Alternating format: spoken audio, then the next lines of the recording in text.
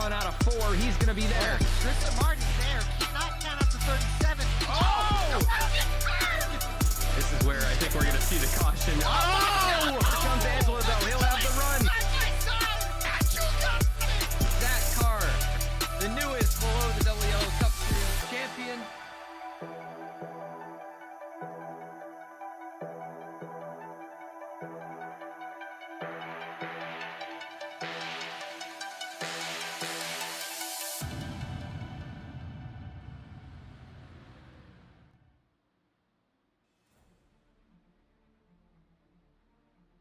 Hello and welcome to the Below the Double Yellow Premier League.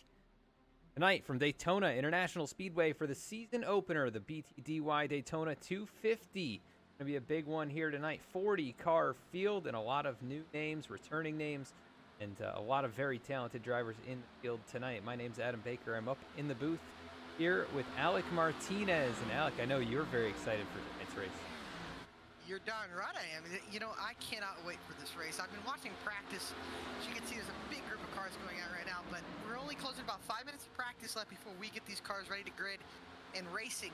And this is going to be the first time since the class that these guys have actually been onto the racetrack for right now. So I'm actually looking forward to seeing. Now, we have a 40 car field. I think it's one of the biggest fields I think we've ever seen. So I'm really looking, and I'm going to say this right now. This is one of the most competitive leagues I think we're going to have on the iRacing surface right now. And I'm telling you, this is one of the most stacked fields I think I've ever seen for a league. So I think we're going to have some of the best racing, if not the best racing this league has ever seen. And I cannot wait to kick off the season tonight. And I tell you, it is going to be an absolutely amazing race. We are going to see big wrecks, most likely. We're going to see possibly a new winner, and what I think is going to be a new winner in my opinion. Yeah, very likely to get a new winner. I mean, all the talented names in the field. That's best fields you'll see in all of iRacing. Very likely that some guys are just joining up here. You've got drivers like Adam Cabot, big there Monday Night Racing. We've got quite a few other guys in here. First time. A lot of very talented drivers from last season. That car, Keith Mayato, all the VSPEED drivers, the LDR mates as well. Vato, of course, return. So it's gonna be a fight each and every week to just finish in the top 10, let alone get a win. Oh yeah. So excited to see how these guys battle it out and what names rise to the top here. You know, we talked about it in the Real Cup Series, parity. And I think that's going to be a big thing that we're going to see in this season for the BTDY Cup Series. A lot of parity week in and week out. And you're going to see guys, obviously the super speedways are going to play a big role, but also we got a lot of short tracks and we have a lot of intermediate style tracks and a few road courses along in this regular season that are really going to play a massive role in the regular season points and who can make it in the chase. It's a long, grueling season, but it's definitely something that that needs to be on the lookout while we're going through the season. So I think it's only 12 guys that make it. So, and I would say there's more than 12, maybe even more than 20 guys that can easily be factors in the chase. And I know we're on race 1, but I think the chase question is going to pop up really, really early in this regular season. Yeah, it's a 20 race season. 12 drivers do advance into the chase, so a win does not lock you. So that was the older format. We switched back to kind of the old school NASCAR chase format where after the regular ends, it's top 12 in points. So it's going to that cut line, and the win will not for you there. So definitely makes it in. Doesn't drivers, that were right there towards the cut line last season. You got Jeremiah Vincent and Dennis Faircloth. All those guys, they're going to be fighting really hard this season to try and just make it back into the chase. You're going to have to hope for consistency. Some of those really fast guys have problems here, especially early on in the season. Yeah, going to be a very fun championship battle all season long. Taking a look at the racetrack right now, the two winners from the last two events that this league has run so far here in 2022. Angelo Ronas, winner of the Clash last week here at Daytona, and Nick Gardner, winner last night in Ender Series, both nose to tail right now on the racetrack. You know, I think Nick Gardner's going to be somebody you need to watch out for. Like you said, he already has experience already, not only from the class, but also from the full Xfinity racing. something that we haven't really talked about is we got some of the guys in the Cup Series also doing Xfinity races throughout the season. Some running full-time in both series, so they're actually getting some extra track time, which could actually help them in this Cup Series. I know the setups and the cars are going to be way different, but just that little bit of track time could help. Very much could help, and we do know that Nick Gardner, he is a race winner here in this series, as well as in the Xfinity Series now, multi-time winner. So definitely talented on these superways, always fun to contend with. Right there, Dennis Faircloth as well in this guy to watch for. Ways multiple runner-up finishes, always up towards the front. It seems could find his way to victory lane tonight. A lot of names to watch for. Keith Mayato's one here. AJ Serrato, Zach Carr, Seth Hatchell, all of those guys winners here at Daytona in the past, as well as other name, Darling, who I believe he's the admin for this year, right? I think he time out of the car admin, which is a little bit of a change as well. So that's gonna the kind of law keeping is going to be a little bit different here this season, and drivers may race a little bit different due to that. So how they do track like Daytona, anything goes really. Now, before we get going here, I believe we're going to be going out here pretty soon for the race. Should we pull somebody in for an interview and get their thoughts on what they're expecting for tonight? Yeah, I think we should definitely pull somebody. Right. Well, there's like 30-something guys to choose from. So which one? No, I haven't talked to in a little while. Is Adam Cabot, the Magic Man. Adam Cabot, the Magic Man. I can get him in here. Yeah, here he is. Adam Cabot, Alec Martinez, and Adam Baker in the VSPEED booth. You got a copy, driver? Do I hear Alec Martinez? You do. You do. I know. I got to ask you now. We're about to get this race started. It's your first time in this league. You're getting your first laps on this track. You didn't do the Clash, but now you're here for the season opener. How are you feeling for this season? Hold on. I got to pull off the track. I actually can't hear you. Oh, no, you're all good, driver. Oh, he's locking up. All right, one more time. All right. Sorry. You didn't race the Clash last week, but you're back. You're here for the first points event. It's a new season, new league. How are you feeling? I know you're a fierce competitor. You race in the Monday Night Racing League, and you made it into the playoffs for their system. But how do you feel about coming into the W Line Cup Series? Are you part of the broadcast? Yes, Sure. I am. Wow. Okay. Well, that's news to me. Well, that's cool.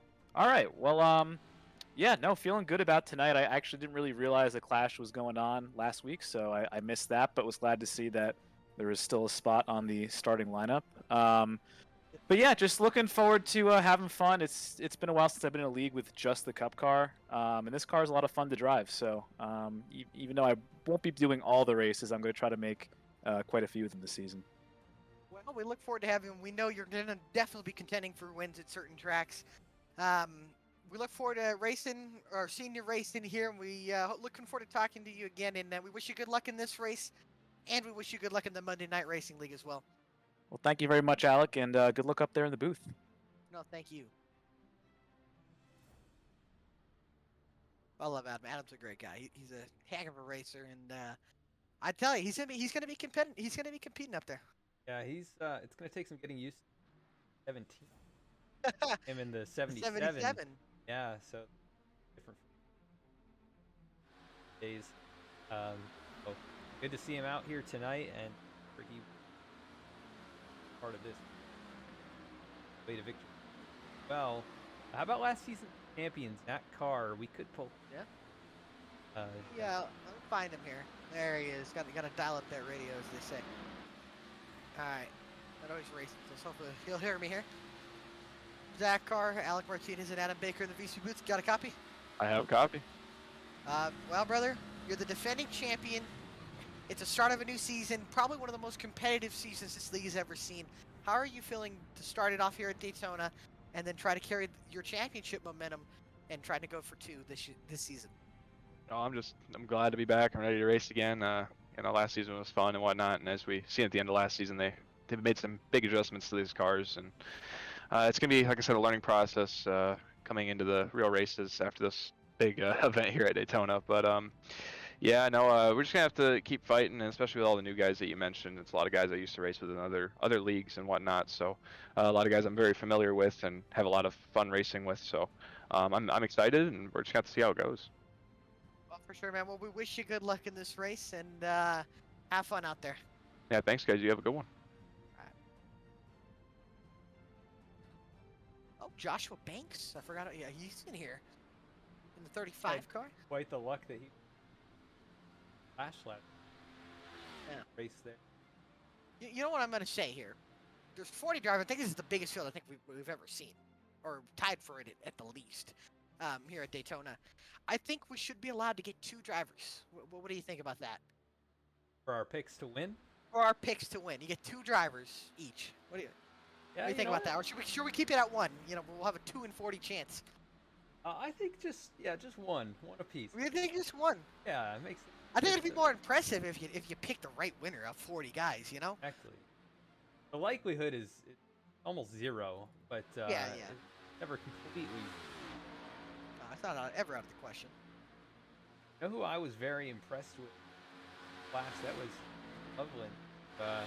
Able to navigate his way up to second there while they were wrecking coming to the line. So, guy to watch for here could be trying to find his first Cup Series victory here in the pass. So, driver here, guy, very quick and super speedways. Anybody can. For sure. Have my eye on that 56. I don't have a pick yet, but definitely on. Of course, another one. Oh yeah. I think you got to look at. I think obviously anybody can win this race. I think guys you got to look out for, and I think for sure somebody you're gonna have to look out for. Yesterday's Xfinity win, we talked about him at the beginning of it. Nick Gardner's going to be one to watch. Obviously, I think we know the SBR guys are going to be working together. Bailey Turner, AJ Shervado, who won this race last year. I think he's going to be a guys you're going to have to look out for. Jeff Wright. And then you have the PPM guy, or Angelo Ronas, who won the class last week, is another one to mention. You have the PP. There's, like I said, there's 40 guys that can win this race relatively. It's going to be. I'm curious to see if there's many different ways that this race can play out. You have the go crazy to the end race, which I don't think is probably going to be the least likely. I think these guys are smart enough to not go all out from lap 1 to lap 100. I just think that I think we're going to see a little mix. We might be racing until I think the keys that you're going to need to watch out. I actually wrote these down, and that you're going to need to look at throughout this entire race. I think as well is you look at the teammates. Teammates are going to be big. They're huge on super speedways, whether we see it in the Real Cup Series or even on iRacing. Teammates, especially down to the end of the race, and even pit strategy is going to be a big thing for this race and for any bit of the season, especially the super speedways. You're going to see these guys working together. You're going to see guys line up on the outside and on the inside trying to all work together. Once you get to the end of the race, teammates thrown out the window. Doesn't matter. You're racing for the win. And those teammates are going to work together with you. Bump drafting. That's how they're going to work each other down these long straightaways. And then another one as well is pit road under green. Last year, I believe we had 2 green flag pit stops in this race last year, and I could see that being a very real possibility of seeing pit stops under green. And I think last year as well, at the second Daytona race, we had a wreck entering pit lane. There wasn't a caution for it, but it's still a very likely situation of somebody getting involved in a crash while trying to break into pit lane, or guys that are not aware that you're pitting, especially with 40 cars. There are so many different strategies going on. So who's pitting at what lap, and what teams are going to be pitting at certain laps. That's going to be something you're also going to have to look out for, is green flags, pit stops going into pit road, and just even 40 cars under pit road or in pit road under caution is going to be a big thing to look out for as well. Pile up on the screen here, but all those very valid. It's a matter of one moment in long super speedway races. One of those perfectly. You have to survive to the end, right? I mean, you got to be there. Attrition. That's almost no fun. Oh yeah. Attrition. If you look at it, we'll see how many we even have left running at the end. If you look at it, honestly, you got to think about it as well. If you look at it, Daytona, Talladega, and now Atlanta's into that question as well. We know that guys that we wouldn't normally see competing week in and week out have a shot at winning this race. We take an example of Corey LaJoy. at Atlanta. He led he led a decent amount of laps in that race and had a shot at winning until he got up into the wall at Atlanta. And then we saw Eric Jones at Talladega, who was leading all by himself. He had a big lead, and then come into the trial, he throws a block, and it costed him the win. So again, Daytona's not Talladega or at Atlanta, but definitely has some crazy moments. I think moments you look at as in Daytona is, the 2007 Daytona 500, the 2016 500, the 2020 500 that ended in a horrible crash and a crazy finish, and even 2022 with different runs. I mean, with these next gen cars, we saw the runs that guys are able to generate. I guarantee you, coming to this checker, I will probably say that the guy who takes the white flag I don't think he'll be winning this race. Yeah, that's very likely. It's very likely that it's going to be somebody other.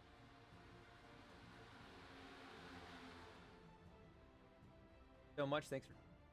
As the checker flag flies here on the practice session, we're going to line up in order. It's time. What was it? Order of flash last qualifying, week. yeah. No, it's qualifying. Oh, it was just the qualifying. It was, yeah. Our starting grid here tonight. Daytona for my Daytona 50.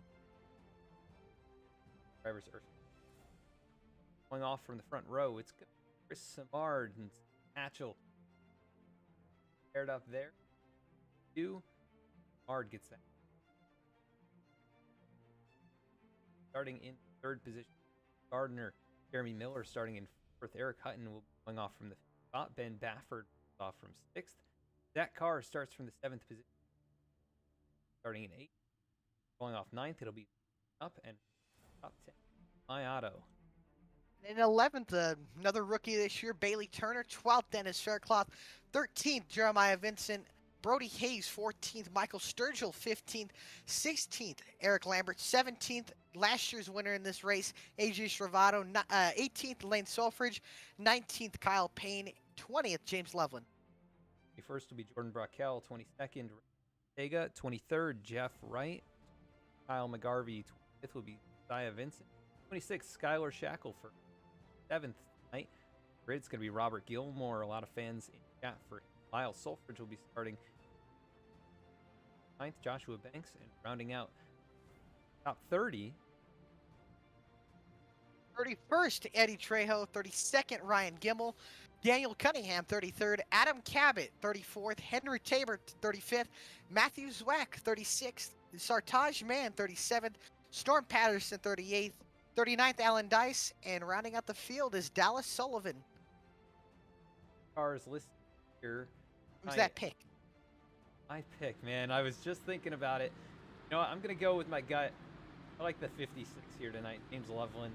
After his late charge there in the clash last week. Have a shot at his first. You know what? Many guys are not going to be expecting. A lot of people aren't going to be expecting this pick. He's a good super speedway racer. I talked about him last week. He's qualified in the 8th position. That 26 VSPEED Toyota Camry is going to victory lane. I think Dane Cruz is going to set the season off with a bang. He's going to be going to victory lane tonight. All right, so we've got Dane Cruz and James Loveland here tonight. We'll see if either of them can even survive the race in general, but definitely some solid picks there. Of course, if you're watching in chat, cheer on your favorite driver. Let us know you're out there, who you're rooting for. We will try and keep up with them throughout the race this evening. Apologies if my audio is cutting out. I'm not sure what's going on right there, but hopefully it's all solved right now. Pace car going to make the hard left-hand turn, and we are about to get underway into the restart zone. Green flag in the air from Daytona.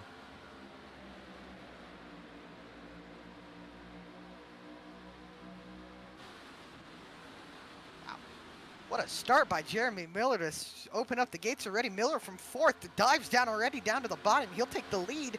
Remember, there's a point as well, a point for whoever leads a lap. And Jeremy Miller already trying to grab that point. Will Samard let that happen? He's tucked in line. Gardner and Hutton have broken away. There goes Samard up to the outside. Miller's going to fall back already. Miller already going back to going to be the lead car. That bottom lane's going to check up. We've seen a lot of checkups on that bottom that caused wrecks in the clash. I think guys are going to be more aware of that. Does Gardner try to make a move up on that outside? It seems like the top lane has a little more energy building. Will we start seeing a single file line already up on that outside? And look at this sight. This is incredible. 3 wide farther back in the field. That's Adam Cabot's trying to slice his way through. The number 17 machine. He's right there in the middle. A few cars behind him as Ben Bafford now swaps from the high side to the low side. And he'll join the 27 and the 30 down there. How about Gardner giving a big shove to that 37 here out of turn number 2? Like you said, I think we're seeing Miller get that surge. You see Bafford now going to the back. He doesn't like what he's seeing so far. A lot of guys are going to do that early in this race. They're going to want to go back. They don't want any part of this lead draft, but they don't want to lose the pack as well. As you can see, way in the back in 40. This is a 40-car pack. Cunningham is about 5/10 off of Sullivan. He needs to get up a little bit closer, but Cunningham is way back. This is 40th place. He is still in this lead pack as they're 3 wide in midfield. You can see these guys, Jeff Wright, Josiah Vincent, and Adam Cabot. Cabot's still making it 3 wide up on that outside. Guys making it bold moves already, just 2-3 laps into this 100-lap race. Yeah, Adam Cabot up here on the top side now in 23rd position, now 22nd after starting 34th. Already up 12 spots here in just a couple of laps. Pulls up behind Reggie Ortega. Oh, some of these guys definitely, he goes to the middle again, and now you see Jordan Brackell go to the apron here. He doesn't like what he's seeing. Going to get out of the way. Definitely pretty crazy right there in the mid-pack. Out in front, though, it is Jeremy Miller back to the point with a push from Zach Carr. 24, Bailey Turner now in the mix. Here comes Luke Knupp on the top side. Those are HBR teammates, the 27 and 30, leading this field. Bailey Turner, which is Sad Boys Racing, he's going to go up to the outside. Doesn't have any help. Vincent doesn't want to go with them. He's going to pull back the 27, but he has no help.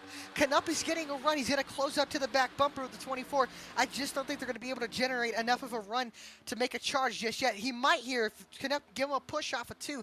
You're going to see a lot of this pushing, building runs down the straightaway here. As you can see, Knupp a little wobbly there. He's got to be more. Precise when pushing. He's got to hit him square in that back bumper. You knock him off any bit to the left or the right, you might send that leader spinning in front of the pack. With a 3-car, gets on the apron farther back in the field. Josiah Vincent able to hang on to it there. But we are 3 by 3 by 3 in the mid-pack. Dennis Faircloth, Jeff Wright, and Sartaj Mann there in the middle row. And there goes Adam Cabot continuing to make moves. He's broken into the top 15. He's trying to get to the top 10 here within the first 5 laps. I believe Cabot started at about 36th position. He's already up.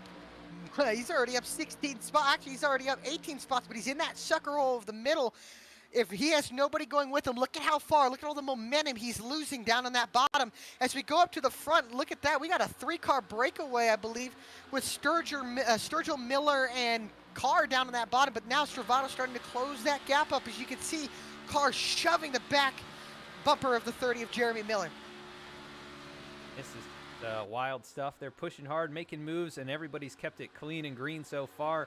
The big bobble right there, that was, Kyle Payne, it looks like, the number 68, caught the apron a little bit. He's still wobbling there alongside Jeremiah Vincent. Yeah, Vincent's got a little squirrely there in the trial. As you can see, that bottom lane is all single file now. They got to get double file at the least, because I think this is the part of the run where we're going to start seeing guys single file.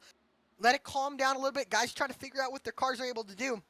One thing you can't do is what you're seeing on your screen right now. You cannot go 3 wide when everybody is single file on the bottom. You're going to stall each other out, and if you stall each other out too much, you're going to be falling straight to the back of the pack. These guys need to get in line here. They need to all get to that bottom and just ride around right now until somebody else wants to make a move. You can see the top, I believe that's top 12, top 13 are already single file, all the way up to Bailey Turner single files. Now Hatchell moves up to the outside. He's got Jeff Wright to push. Or sorry, yeah, he does. Jeff Wright, Jeremiah Vincent, and also Bailey Turner. They're going to go to the top. Look at the big head of steam there out of the tri-oval. They'll gain a couple spots just like that alongside Eric Lambert, who's also up here in the top 10. Driver who we always look for at these Superway races. Podium finisher last at Talladega, I believe. Jeremy Miller continues to show the way here. And again, kind of proving, his super speedway reputation. Out in front, he's led 4 out of the first 6 laps. Here comes AJ Stravato, now jumps to the top side, the previous champion. He's going to try and make a move there with the 2-time champion, Seth Hatchell. That top lane starting to build some momentum, but if you look past, I believe, that car of Sartaj Mann, you can see side by side now 3 wide with Lane Solfridge, Ortega, McGarvey. Then you got Vincent as well. These guys 3 wide back in the pack. That is for, I believe, the 23rd position. These guys are side by side. They are 3 seconds behind the pack. Now we have 2 distinct groups already. Only 10 laps, not even 10 laps into this race. You have a backpack and you got a front pack as well. These guys need to get single file for them to have a shot. As you can see now, it looks like Sulfurage goes all the way down to the bottom. These guys need to get single file here. They can get grouped up here. They can run this front pack down, which is running side by side. Yeah, and a race winner from last season, Ryan Gemmel, another super speedway ace. He doesn't like being trapped back here. Oh, whoa, we got trouble on the front stretch. Kyle Payne saves it. Oh, no, he's going to spin. He's going to lock it up. Catch him here. There he He's goes. good here. I don't think a caution's going to come out. He's going to go almost to dead last. Take a look at what happened right here. Ooh, Oh, wow, Zwack. Yeah, he got loose out that corner, I think. Unless Lambert might have hit him. I don't think he did, though. Getting on board with Lambert. he came up the racetrack inside of AJ Stravato there, and I do not believe. I believe Payne definitely lost the drive. I don't know if he messed up a tire or anything. No, he just got loose, bounced off the 33. No harm, no foul, but he's definitely a long ways back. He is about dead last here with no draft. He actually is dead last with no drafting help. Number 90 of Michael Sturgill now on the top side, pushed from Jeff Wright. Seth Hatchell, AJ Stravato, some good company right there behind him. Gonna try and power that top side out to the front, and not able to do it here in turns 1 and 2 just yet, but they're gonna have a big run on the backstretch. Yeah, that second pack is now broken up to 3 different packs as the caution just comes out. Oh, we might have had a... That is towards the... Oh, Angelo Ronis! He's in it! I believe Lyle Sulfurage stuck on the banking caution. First caution of the day. Only 2 cars from what I'm seeing. Last weekend's Clash winner. Not how you want to start off the big race here. The points paying race. Oh, that was a big wreck. Yeah, I see Reggie Ortega involved in the wide. I take a look at what happened right here. So they're exiting the tri-oval. I think it was getting down into turn number 1. See if we get a good view of this. Reggie tried to either merge up or something right there. Pretty big hits for quite a few cars. How about Eddie Trejo missing that wreck? But big hit for Angelo Ronis and Reggie Ortega. I believe Dallas Sullivan made hard contact with the wall as well. Here, I think Ortega looked like he was trying to miss a car on the bottom. That's why he went up. You could see he starts drifting up. I believe the car on that bottom got loose or got squirrely on the entry. You can see, man, what a job by Eddie. Goes through the grass. Hopefully didn't damage any of the underbody or diffuser. But already that's gonna, right there. ooh, I think he'll be fine. But man, that's at least gonna take out 2 or 3 cars. In bad situation already for Angelo Ronis to be in. I think his damage is fine. Remember, these composite bodies are a big thing. And you can see Dallas Sullivan slides up, hits the wall, and Ortega in the 2 slides up and hits Ronis in the 21, spins them both down the banking. As you can see, I think that was Lane Sulfurage in the 71. He got turned up into the banking and stuck on the banking. At least 3 or 4 cars. Hard hit for Ronis and Ortega. I think as long as Ronis didn't break that toe link, I think he should be fine. Yeah, Lane just got bottomed out right there. He's good now. Yeah, he got rolling again. I thought he took it to now, the ball. And now everybody's pitting here, so this is going to be big. Everybody's going to have enough fuel. They can fuel's about, I've seen about anywhere from 30 to 35 laps. We really haven't had any fuel things. So that's a cool camera. That is not where it was supposed to be. Looking at. Yeah, pit cone camera, I guess. See, everybody's gonna probably come in. You're gonna probably see some fuel only and some with tires. As you can see, Cabot and Faircloth missed their boxes, I believe. Miller comes out 3rd. Yeah, I believe like... Vince to be the top 10 here. Some guys taking tires, some guys not. We saw handling kind of already play a factor, obviously, with Kyle Payne getting loose off the corner, and obviously the guys that are either involved in that wreck or that were involved with Payne will probably come in and get tires. Some guys are already electing to choose tires as well. So 12 laps in, first caution. I mean, still got a long way to go, I'll tell you. But I think it'd be time for a quick commercial break and hear from our sponsors. What do you think, Adam? Yeah, we got Martin Sports, the presenting sponsor of the series. Let's hear a quick word from them and a couple of our other great sponsors.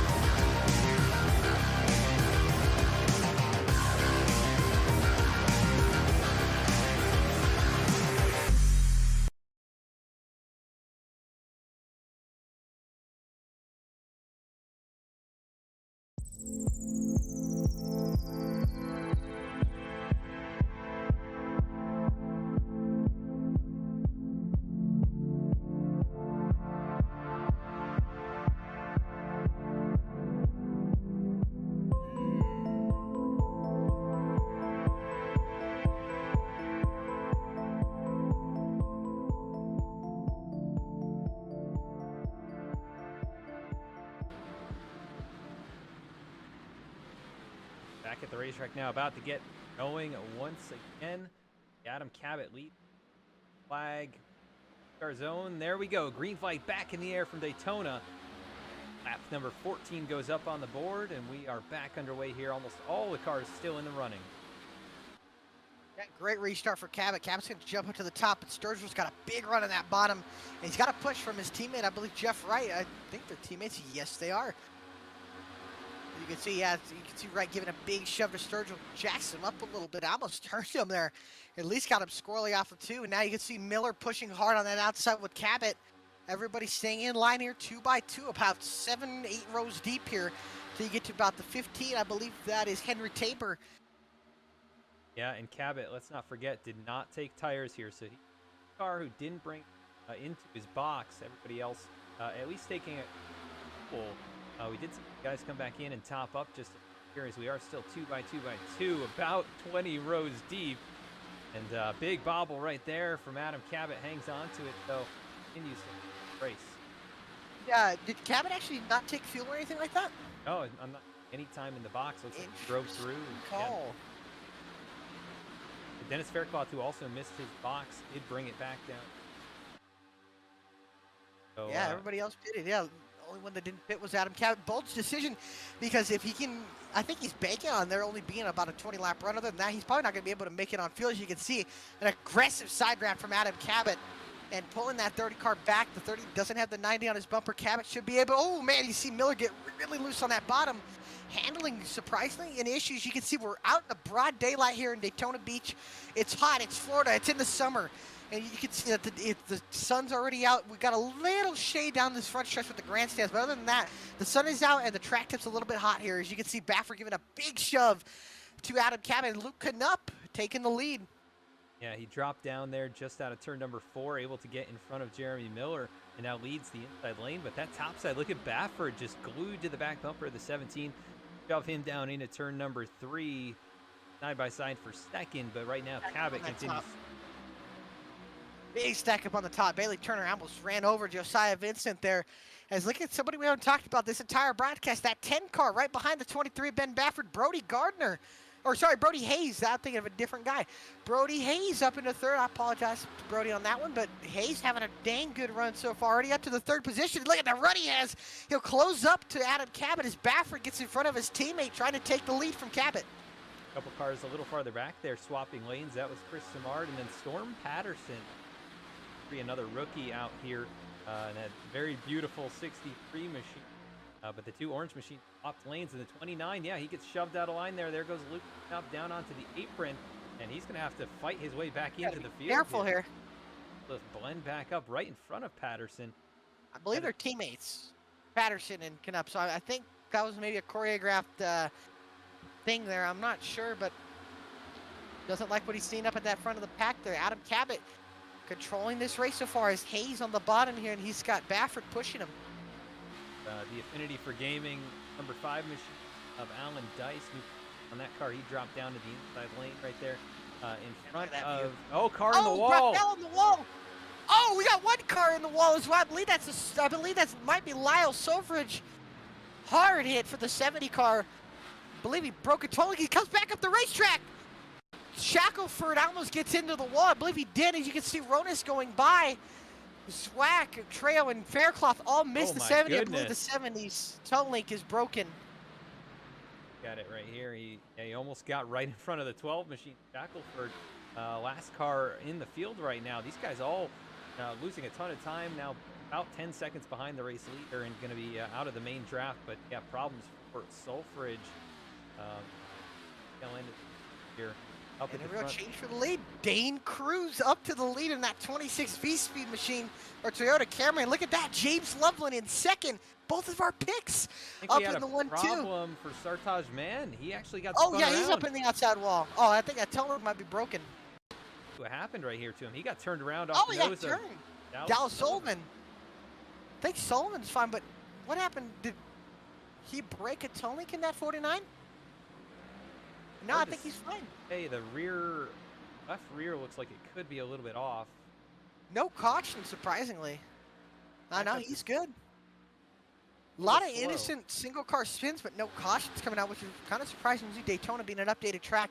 Any spin would usually warrant a caution, but keeping it clean and green here. James Loveland leads that Loveland. lap, the 50. Bonus point there for him. Dane Cruz now up on the top side. That Cruz was not able to lead that lap. As you can see, Loveland doesn't have the momentum. Look at the push from the 17 to the 26. Going to clear those two. Look at these two tandeming away from the 6 of Ryan Gemmel, and they're pulling about a car length away from them. Now Cruz has just got to be easy here. You break that bubble of air here.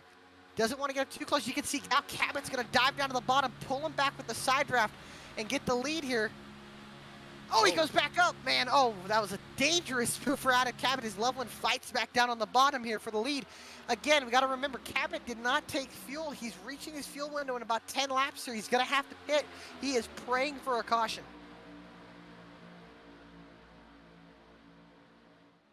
Definitely hoping that something happens here. He's had plenty of opportunities with all those cars spinning and hitting the wall or problems at the back of the field, but nothing major enough for a yellow flag to come out. As everybody kind of minding their business here just outside the top 10. Looks like pretty good spacing between those cars. Go all the way back to Storm Patterson. 25th, I believe. Yeah, Patterson's last car in this pack here. Quite a few seconds back Hutton. to Eric Hutton. Got checked up most likely and lost my the gosh. draft. What a run. Eddie Trejo, who's going to go up to 28. So about 26th on back is going to probably going to be in a pack here. And there, I believe, these are the guys that are just keeping it calm, cool, and collected, and being nice and easy here, keeping it safe. These guys will go up to the front. Their worst hope, or their worst situation, is this thing goes green to the end. That wouldn't help, but with the way the racing's been up front, I don't think we're going to go green, as Dane Cruz, I believe, led that last lap. So he'll get a bonus point. Here comes last year's champion, Zach Carr, in that 27, the creative hemp Chevrolet Camaro. He's pushing that 17. Sponsorless Chevy Camaro of Adam Cabot up to the front, and somebody else, an underrated super speedway racer. We don't talk about him a lot, but we talk about him on these plate races. And I tell you, oh wow, you almost see Nick Gardner get loose down there. Now Hayes goes to the middle, but Josiah Vincent in that number 3 Realtree Bass Pro Shops Camaro, he's starting to get up there. They're getting 3 wide already while these guys are single file. They can only go 2 here. They don't want to stall each other out. Definitely already seeing the effects of that. Look at Brody Hayes, the big run there up the middle, and he's got Cruz is going to dictate what happens here. Oh, Hayes is clear up to that top. If Cruz goes up to the middle here, he should be able to kill that bottom lane here. They don't want to stall each other out here. It's only a 5-car breakaway. Big shove coming to Hayes here from the 90 of Sturgill. He's going to send it up the middle here. Wow. Surprised, man. I would not have guessed that these cars would be able to run 3 wide, and it looks like they can with that top line surging again. Oh, man, these guys are getting really loose out the corners. One bad push. Brody Hayes, he's got a good drafting partner right there behind him. Michael Sturgill giving him a good shot. They're going to clear the inside lane, and are they going to drop down or stay right in line here? There goes Sturgill. He's actually going to abandon him, but here comes Jeremiah Vincent now. Going to try and maybe, link up with his brother there. Yeah, doesn't have any help to go with them here. Now they're 3 wide with Banks, Samard, and Gemmel. Banks in the middle, Samard in that 37, that orange number 37 up on the top, Banks in that white 35. Look at Jeremiah Vincent drop through the pack. Yeah, just dropping like a rock right there. I can't believe how much momentum he just lost. But absolutely no drafting help for a moment there as Brody Hayes comes up into the top side. Oh, 26 of Cruz. He saves it all good. A little checkup on the top lane, but now look at the way these lines have shifted. Everybody doing kind of a real life thing. They're getting up on the wall here, and they're probably not. I mean, I don't see them making a move until pit stops. This is Adam Cabot's worst nightmare. Is everybody going single file here and trying to play easy now until we get to their pit stops, which Cabot's going to have to pit within the next 10 to 15 laps. Got a couple guys starting to make some moves up there. Bailey Turner, and here comes nobody Sturgill. goes with them. Nope. Now Sturgill's going to tuck in behind him. Now that top end's going to check up here. Wow, look at the tandem with Zach Carr and Adam Cabot. They pulled about 2 or 3 car lengths on Josiah Vincent. Now Vincent will be able to generate a massive run here. Does he go and take it? That's the question. Turner looks a little antsy to make that move. He's been peeking down low, kind of trying to get that inside line going or get somebody to go with him. Doesn't seem like anybody really wants to do that at the moment. Just kind of run the laps here. Still so much time left in this race. Yeah, we're barely a fifth of the way through, so still a long way to go here. Loveland's starting to surge down on that bottom here, trying to get up to the 9 of Jeremiah Vincent. Ben Bafford right behind the 56, Lambert, and I believe that's Canup also as well. They're all on that bottom here. Yeah, a lot of strong drivers down there in the inside lane trying to get something going, and you can see that second pack well back in the distance here. Single filed out, though, so that's the best that they can hope for, but 10.5 seconds behind the race leader. Drivers towards the back of this front pack here, AJ Stravato, Alan Dice, Storm Patterson, Jeremy Miller, actually the last car in this lead group. He's got to be very careful not to lose this. Yeah, he was fading back a little bit. Sometimes that's a dangerous move because if those guys ahead of you get a good enough run, once you get about 5 to 6 car lengths back, sometimes your car doesn't want to suck up enough and it just goes straight out and it falls out of the draft and you'll fall all the way back. And trust me, that second pack will blow by you if you have 8 seconds on. As you can see, Canup on the apron there. I'm getting knocked down there. Not sure exactly what happened, but gets back in line right in front of Nick Gardner. And no harm, no foul there for the moment. Out in front, though, still the 17 and the 27 nose to tail. Josiah Vincent, Bailey Turner, those positions not changing at all. Here comes Brody Hayes back on the inside again in front of Jeremiah Vincent, James Loveland, and Ben Bafford making bold moves up there to the top side. Yeah, he went up. I don't think he thought there was enough energy in that bottom, but that bottom's starting to surge. Or maybe he's just trying to ride around in line here. So you can see got that nice big V for V speed on that hood. Beautiful looking purple car. Let me tell you, purple cars are making a surge, and they look really nice these days. How about Reggie Ortega? Wasn't he in that wreck? He was just in the accident. Yeah, I don't know. He must have gotten it fixed up. These cars are pretty resilient, but the nose looks fully repaired on that car, so I'm not sure if, somehow maybe there's a fast repair accidentally. I don't think we should have any. But Adam, let me tell you, I got one word for you in all of this. Composite. Composite. And I think that's exactly why the reason his car looks fine. Just a few little things to hammer out, and it's good to go. We've seen that these cars are pretty strong. Who did we see in the Cup race this past Sunday at Loudon? I think it was Harrison Burton got up into the back of he backed it into the wall and was completely fine and continued the race. So these cars are tough, they're sturdy, but man, they take hard hits as well. As you can see, Bailey Turner making a bold block on Adam Cabot. Now this bottom lane starting to surge back as here comes Brody Hayes with a shove from Jeremiah Vincent on that bottom. The inside, the 10 machine, Brody Hayes, the rookie for Team Red Speed, now just flying solo in on that Ford Mustang team. But he's got an alliance there with the VSPEED drivers. We'll see if he can lead a lap. It looks like Bailey Turner gets the momentum out of turn 4 with help from Cabot, and he will lead that lap. So the 24 to the point now, but Brody Hayes continuing to lead the inside lane, and the top 25 continuing to pull away from the rest of the cars much farther back, although looks like they're starting to make some inroads. Eddie Trejo and company gained about a second here. Yeah, they got to stay, especially with the leaders being side by side, it would be the perfect opportunity to pounce. And I've noticed, especially in these cars, you would look at that front pack, even though they're side by side, they're not really getting up on each other's doors and side drafting each other down the straightaways, which stalls each other out. We see 3 wide, these guys are close together.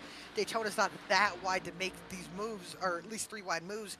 As you can see, that bottom lane, they're not really getting up to side draft, and as I say that, Brody Hayes goes up to side draft, but that stalls each other, and they stalls out, but you can see on this front stretch, he doesn't really get up to him, and it's actually allowing both lanes to flow naturally. There's nobody impeding air, and that's what's actually helping. If they were stalling each other out, we would have a 5-6 car breakaway, and these guys would need to get single file out, but now that these guys are giving each other room, there's not aggressive side drafting, they're actually both able to flow well, and being able to actually flow well, they'll still stall each other out in speed-wise, but they're not stalling each other out in air-wise, which will actually lead to maybe a single pack breakaway of a single-digit number of cars to break away from a double-digit number of cars. And looks like a pretty decent run out of turn number 4 here for Brody Hayes, but the top side just too strong right now. And that inside lane not able to generate anything. It should be getting pretty close to pitting time, though, for Adam Cabot. He's up there in second place, and it's only going to be a few more laps before he's going to have to bring it down pit road. We'll see if anybody elects to join him. I think it's probably just going to be the 17 coming down solo, though.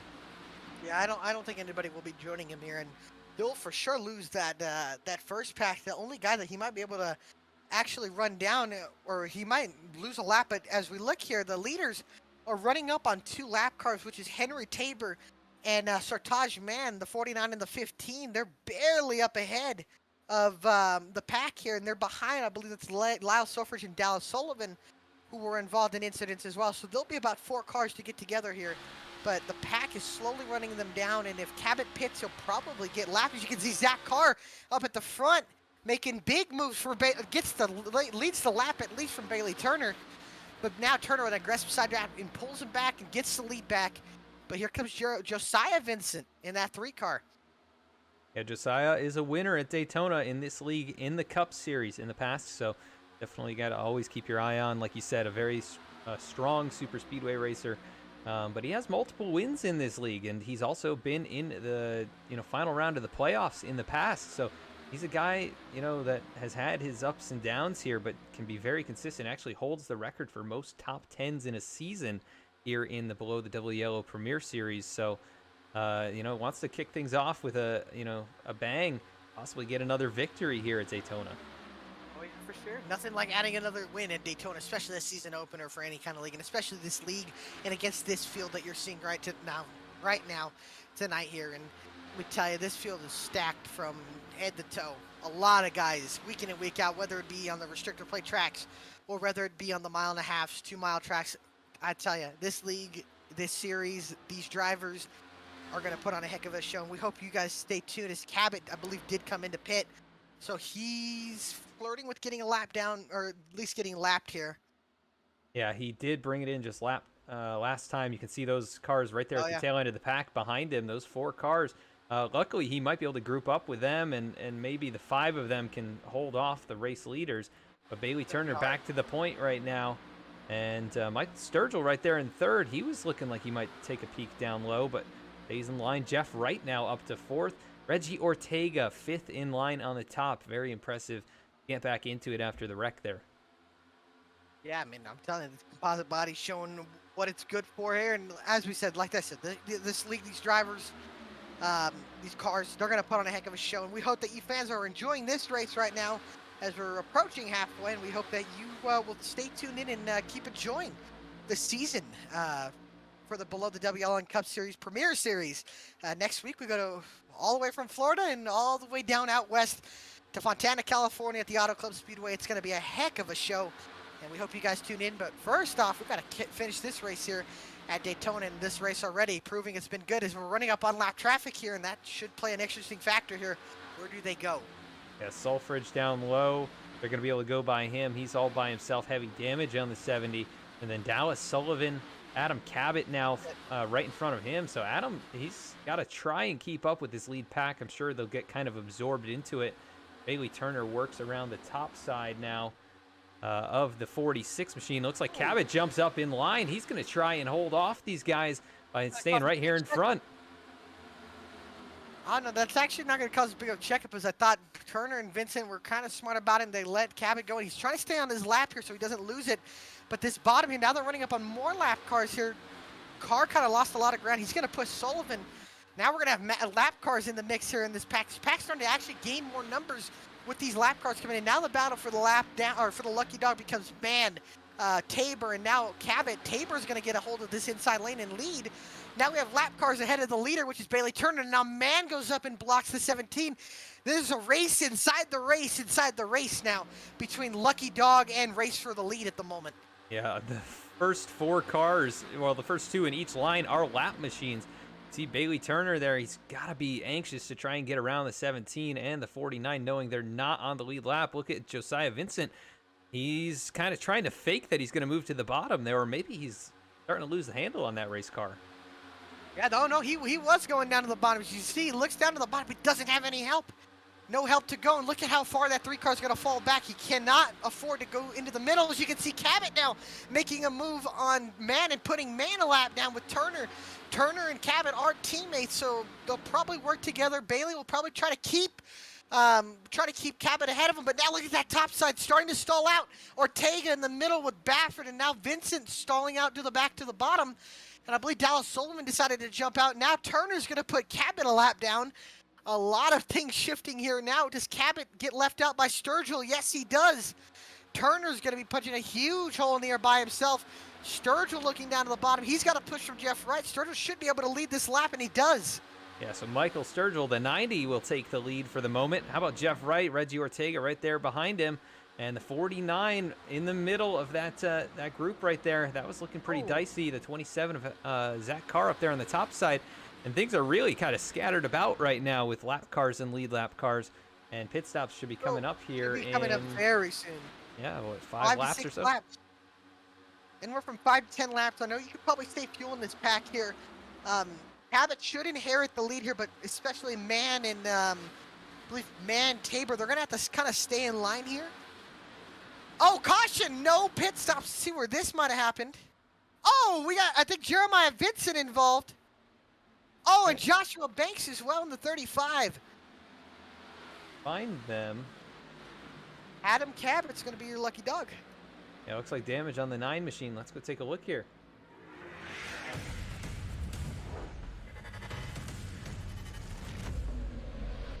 I'm not sure what happened here. Maybe, kind of similar to what we saw the previous caution. Let's take a look. Jeremiah Vincent, the number 9 Napa machine down there in the bottom. And he said Joshua Banks, he's in the 35. Going by him right here, so let's see what happened here. Oh, Banks got turned into Vincent. Not a horrible amount of damage on either cars. I'm curious how Banks got the front end damage. I'm not He's sure. getting it rolling here. I don't think he would have damaged it coming up on the track. You see Vincent in the grass there. I wonder if they somehow got together a second time here. That would not be. Oh, Vincent lost it on the apron. Yep, that's what happened. Oh, my goodness. Oh, that is unfortunate. Yeah, because that's probably what generated the caution, actually, right? No, I gotta ask, who was the guy that hit, or who was the driver that hit? I see it's a shit. Was that Nick Gardner that got into the back of Banks? Yeah, it was. Yeah, Gardner, the 16 machine. Let's go on board with him. Pit stops are happening. We'll get a look at here. As you can see. Oh, yeah. We talked about it earlier. You cannot push on that left side or right side. It might do exactly that and turn them around. Unfortunate situation there. And I think Banks and Vincent should be able to continue unless Vincent obviously broke the toe link. I don't think any of them did. Surprisingly with Vincent, because Vincent's car looked like he took a shot to the right rear. Back to the All pit good there. lane cone camera there real quick. That's a lucky break, though, for Adam Cabot, right? He'll get back on the lead lap here. I think, or was it Tabor that actually got the lucky dog? Either way, he should be able to get the wave around. Tabor got the lucky dog. Oh, you know why? It could have been because Cabot had gotten a push that lap. And the way iRacing works, you cannot push the guy if you're a lap down. It'll count as a car contact. And in iRacing terms, let me break it down real quick. In iRacing terms, if you're battling for the lucky dog, it might register car contact, which could also register that you got involved in the wreck. And in per NASCAR rulebook, if you're involved in an incident, the lap of the caution, you are not allowed to get your lucky dog spot. Tabor must have not got an incident, and Cabot must have got a push that it resulted in a 0x. Therefore, Henry Tabor didn't, and Henry Tabor's on the lead lap, and now Adam Cabot, his day continues to get harder, and it's going to be an uphill battle from here. Now, he's got to keep it clean here. He's going to be in 38th, 1 lap down, battling Sartaj Man and now Dallas Sullivan, as well as Lyle Suffrage for the lucky dog. Should put 34 cars on the lead lap here. 35. That's an unfortunate situation for Adam Cabot. Yeah, definitely a problem. There are 35 showing on the lead lap. Joshua Banks, though, he's still sitting on pit road. I think he got a lot of damage. Oh, he's leaving now. Rolling now. Okay, so 35 on the lead lap. He will be the last one. Jeremiah Vincent as well. He's going to have a lot of damage on the right side of that car, possibly broken suspension. For the toe link, I believe. He's still in pit road, and the laters have just gone by. You know, while we're on this caution, who should we pull up here? Before we get back to racing. Somebody we haven't talked to yet. Maybe Storm Patterson? It's Storm Patterson. Let me see if I can pull him down here. Storm Patterson. Storm Patterson, Alec Martinez, Adam Baker in the VSPEED booth. Got a copy, driver? Yes, sir, buddy. How you doing, man? I mean, I see you running. You are running in the 15th position. We've seen you kind of being on this tail end of the pack. Explain to everybody watching how the racing's been out there from your point of view.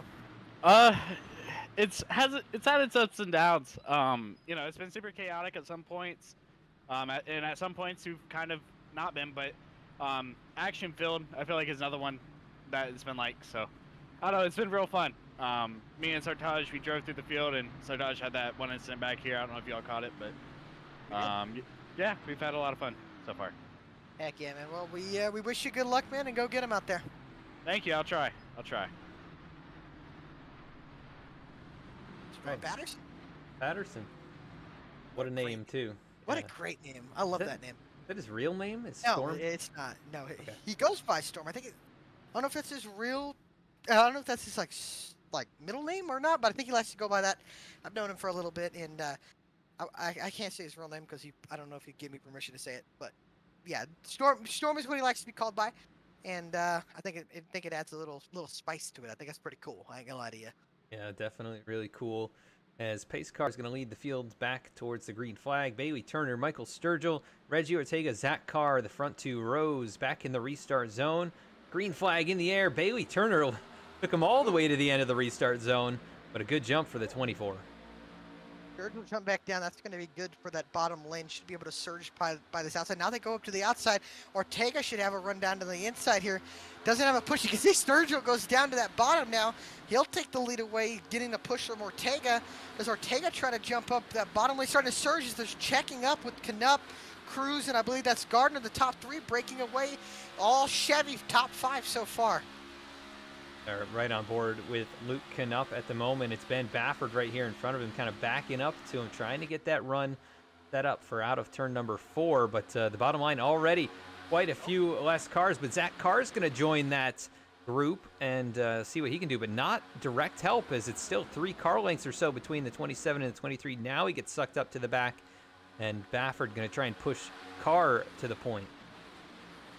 And no help on that bottom lane. You can see, if you look at that bottom, not many Chevys on that bottom lane. The only ones, 2 being are Carr and Gardner. Now Turner jumps down, but this top 5 is all Chevys. Actually, the top 6 are all Chevys. Bowtie fans loving this right now. As you can see, Turner getting a big run and a huge push on the outside from Vincent to Jeff Wright on that Lowe's 48 car. As Turner in that VSPEED green and white Chevrolet, he gets a big push from Zach Carr in the 27.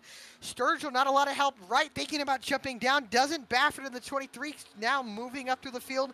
Turner goes to the lead now, leaves Carr on the bottom. And that might check up the top side just a little bit. It might allow Bafford to close up to Zach Carr, but they're just not quite close enough together. Can't quite get up there and take the lead away. You know, we didn't really talk about it, but that second group is now back in the fold. They were about 10 seconds behind, and now right back up here in the lead group once again. Drivers like AJ Stravato also going to be able to, maybe make some moves forward here. Yeah, making a move back in that pack 3 wide, something we haven't talked about, just a few cars behind them. Zwack goes down to the bottom here, and he's going to be going off in that, wow, the 18 car, man, that brings back memories. But that Country Cookie M&M's Toyota Camry, he's going down to the back. I think he's trying to ride it out here, still trying to fill out the pack. Still more than halfway to go, but we're closing up on halfway, and we still only have 1 pit stop. With the way the cautions are filmed, we're only going to have 1 green flag pit stop to get us to the end. We get a caution now, there'll still be another one to go.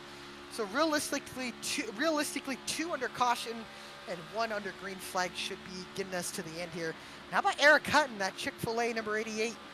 He's starting to creep his way up. He had lost the draft early in that first run. Now back on the lead lap, and he's running up there inside the top 20 behind 2-time champion Seth Hatchell. And Adam Cabot trying to race his way back up to the front here in 35th. First car 1 lap down at the moment. But we have Rockwell. I think he's going to be good. He's going to watch out for the transition on the apron. Yeah, he caught the grass right there on the backstretch. I think he's just trying to get out of the way. He's trying to survive to the end. Currently last car in the lead lap, but that is not how you want to do it. Don't want to run through the grass here. Bottom lane really starting to fade away up at the front now. Already 7 cars clear. Now they back up to 6. Been about 6 or 7 flirting with those two numbers of cars on the outside, getting ahead of the cars on the inside. Not a lot of energy being built on that bottom, and it's still amazing to me that we have 38 cars still left on this racetrack. And look at that, they're all in this front pack here, maybe excluding one or two, but most of the field in this pack, and we have yet to see the big one happen yet. And I guarantee once we get to the later stage of this race, the more aggressive the pushes become, the blocks and the moves become, definitely can cause some chaos later in this race. And we're getting there, we're almost to halfway. Is there a halfway point this season? Like a break at halfway, or just the points? Like a point. Like oh, a I point, don't think so. I know some leagues will do that. I don't think they do that here in this one. I have to no look stages. at no stages. Yeah. No stages. And no stages. We went back to just old school traditional racing. I remember in this league when I first came in here in Xfinity and Cup, we had wrecks, 2 big ones before the first stage, kind of like real life. I'm not a fan of stages, but that's a different conversation for a different day. Taking a look here at AJ Servato, who's leading the inside lane now. He's got a big push from Zach Carr, his friend there. And also, the cars on the outside are going to be Keith Mayato and Chris Samard, a couple drivers we haven't talked too much about. Keith started 10th. Chris started right up here on the pole, and they're just kind of running right here inside the top 10, just inside the top 10, kind of waiting to make their move here, I think, towards the latter stages of this race. I got to ask, how many lead chases have we had here tonight? Showing 13 lead changes at the line. Least. So I don't know how many leaders we've had. I'm going to guess we've at least had 7 or 8 so far. So a lot of guys building that bonus point of leading a lap. I don't think we're going to get 7 or 8 leaders, different leaders, at least at non-plate tracks. Definitely possible, but I think it's harder to come by. But a lot of guys storing those points up early, and let me tell you, it's good because of how competitive this season is. It's going to be good to build up those points. Yeah, definitely good to get as many as you can, as early as you can. And, if things go wrong towards the beginning of the chase, you can kind of bank on those points that you got early on in the season. So it doesn't hurt to run up front as much as you can. No matter where you're at, you always want to lead a lap, right? You want to get that bonus point if you have the opportunity. How about this inside lane now moving up? AJ Servato, Zach Carr pretty well linked up here. They pull alongside Jeff Wright and Josiah Vincent up there on the top side, but now lose a little bit of ground here on the backstretch. Yeah, they just can't pull down on the straightaways. They need to be more organized. What really needs to happen on that bottom is they need Ben Baffert to puck up to Zach Carr and connect to be kind of on Baffert there on the bottom to kind of generate any run that they can. Right now, that top line's a little more organized. You can see Turner, Sturgill, and Ortega are kind of bumper to bumper pushing each other along down the straightaways. The bottom has enough cars. They just need to have the guys do the right thing on the bottom, which is kind of push each other. They need those top 3 cars really dictate how the line kind of moves. 4th on back plays a little bit of a role, but once you're about the 8th to 10th car or 8th on back of a car, you really fall back. As you can see, Jeff Wright leaves the top lane and he goes down to the bottom looking for the leader. Looks like Stravato did the old switch around. You can see a big push. Big shot right there, almost big lost check up it. on that outside. Yeah, the 48 almost went around right there. That was so close. But now Zach Carr giving him a huge shove out of turn 4, and they're checked up pretty well in both lanes. Bailey Turner continues to show the way. I think he's got most laps led at this point. That 24 car, really, really strong here tonight. The only other driver with double-digit laps led, I believe, that's going to be Adam Cabot, but he's a lap down. Crazy how stuff can shift at just a snap of a finger almost. As you can see, that bottom lane still hasn't surged enough. There's just not enough energy on that bottom. The tops you can see pretty organized. And I think another thing we also have to think about as well is the pusher. They can get hot. I know these things don't obviously have grill tape, but still you're clogging up all the air that goes through the through the grill. With the car in front of you, there is no air going through your grill, and it's actually running your motor, and water temps a little bit high, oil in the water temps a little bit high, and that's actually going to cause you to overheat a little bit, and now you're going to have to back up a little bit, and you have to back off and not push for a little bit, and then you can get back up into pushing. It's a really, really tough game to play, from pushing to backing off and cooling your engine down, and then pushing again. It's a back and forth process this entire time, and you got to be really, really precise on when and when you don't do it. Yeah, You can see- indeed. So easy to blow these things up. Oh yeah. Looking Stuck right- further.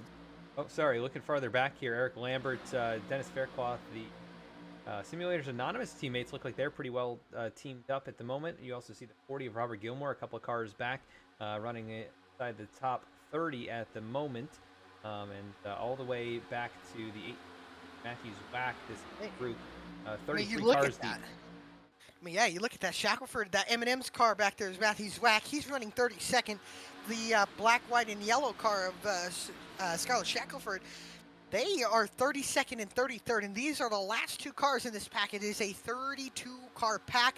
Brockel's probably going to get lapped, or 33-car pack, excuse me. Brockel's flirting with getting a lap down here, but 32 cars in this lead pack, and they're all strung out together. They're all strung together. Pit stops are going to be coming for about another 15 to 20 laps. Will we get there? We have gotten close, but we haven't got there yet to where we seen guys pit. And now battle for the lead. Jeff Wright getting a huge shove from, he got a huge shove from Zach Carr. Not going to be able to lead the lap, but he's now next to the 24 Bailey Turner. Sturgill laying off a little bit, Carr laying off a little bit. But you can see Ortega's closer to Sturgill, which is the second pushing car, compared to Baffert to Carr, where Baffert's not close. He's about a car length back from him. You can see Miller starting to push Baffert up to the 27 of Zach Carr. Yeah, pretty even now between the two lines. Jeremy Miller back up here. Big side draft. A big side draft. The 48 comes up alongside the 24. Does it help him out here? He'll have the shorter route through the corner, but the top side with all that momentum, so good right now. But here comes Zach Carr. Big push out of the corner. Not going to be enough. Funny, the top got broken up, but they're just able to carry that momentum up from the high side, that top line with more banking, and kind of use it down the straightaway. But Jeff Wright, a huge push. Sturgill's not even on the 24. If they can keep this momentum on that bottom, Wright should be able to get to the lead here. He's clear up. Not yet now. He's going to have to pull. Turner's either going to have to pull Wright back, and then Wright's going to have to pull Turner back. Does he try to do it down the straightaway? They oil the car here. Going to throw a little wrench in the mix here. Jeremiah Vincent up the road, one lap down, and about 20 miles an hour slower right now. Oh man! Oh, that was almost. There was almost some contact between Carr and Turner. Pushing is getting aggressive. We've already passed the halfway point. Looks like Wright's going to go up to side draft. That bottom's going to stack up a little bit. These lines starting to get more and more aggressive, and guys in the mid pack are not going to like this. Now, Vincent's going to be on the bottom here, and you can see off of this camera. You can see the pack looking at him. He could see 33 cars behind him. Now it's going to get a little tight here. As you can see, Turner up the racetrack. Throws a block on Jeff Wright. Now there's a little more contact up the front. They all make it around Jeremiah Vincent for the moment. Here Here comes Jeremy Miller. Oh, that was borderline now. I don't know how the officials are going to do that. It looked like he got his two wheels at least under that double yellow line. That's something we haven't talked about as well, is you cannot make a pass down there. To avoid a wreck, you can. Other than that, anything below that is they're going around Jeremiah Vincent. Big hit. Oh, and I think Angelo Ronis possibly. No, I think it's just Eddie Trail, I believe. And he gets nailed by Lyle Solfridge, and I think Ronis might have got in that one as well. Sartaj, the man who was battling for the lucky dog involved, and I think Adam Cabot should be able to get the lucky dog here. But big hit for Jeremiah Vincent, which will for sure most likely end his day. And a tough situation for Eddie Trail trying to get around him. Let's take a look. Oh, so Cabot is right there. Did he right get any piece of this? If he did, it's very possible. He's close. Oh, man. Wow. He did get contact. And Ronis, and then I think Sartaj just stayed off. He was good. I think if he drove through the grass. Oh, no, he didn't. He should get the lucky dog here.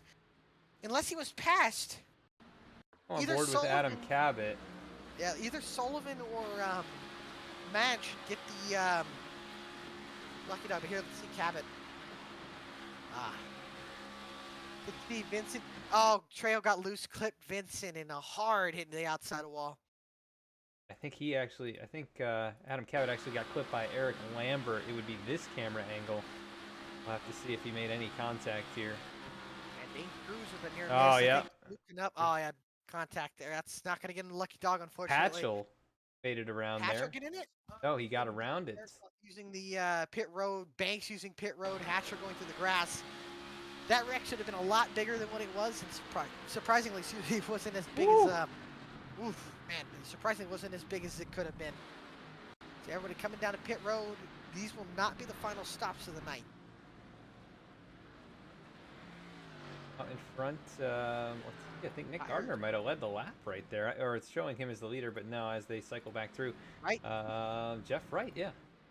So no tires. Some guys taking tires, some guys not taking tires.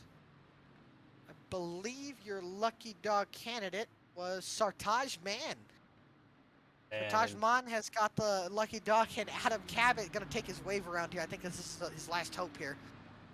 Yeah, he might have some more opportunities, but it's best if he's back on the lead lap at least, so he can not have to try and avoid incidents. Well, where Cabot's actually sitting, if you think about it, he can kind of drag some guys into pit road with him maybe because they'll know they can make it all the way up to the end of the race.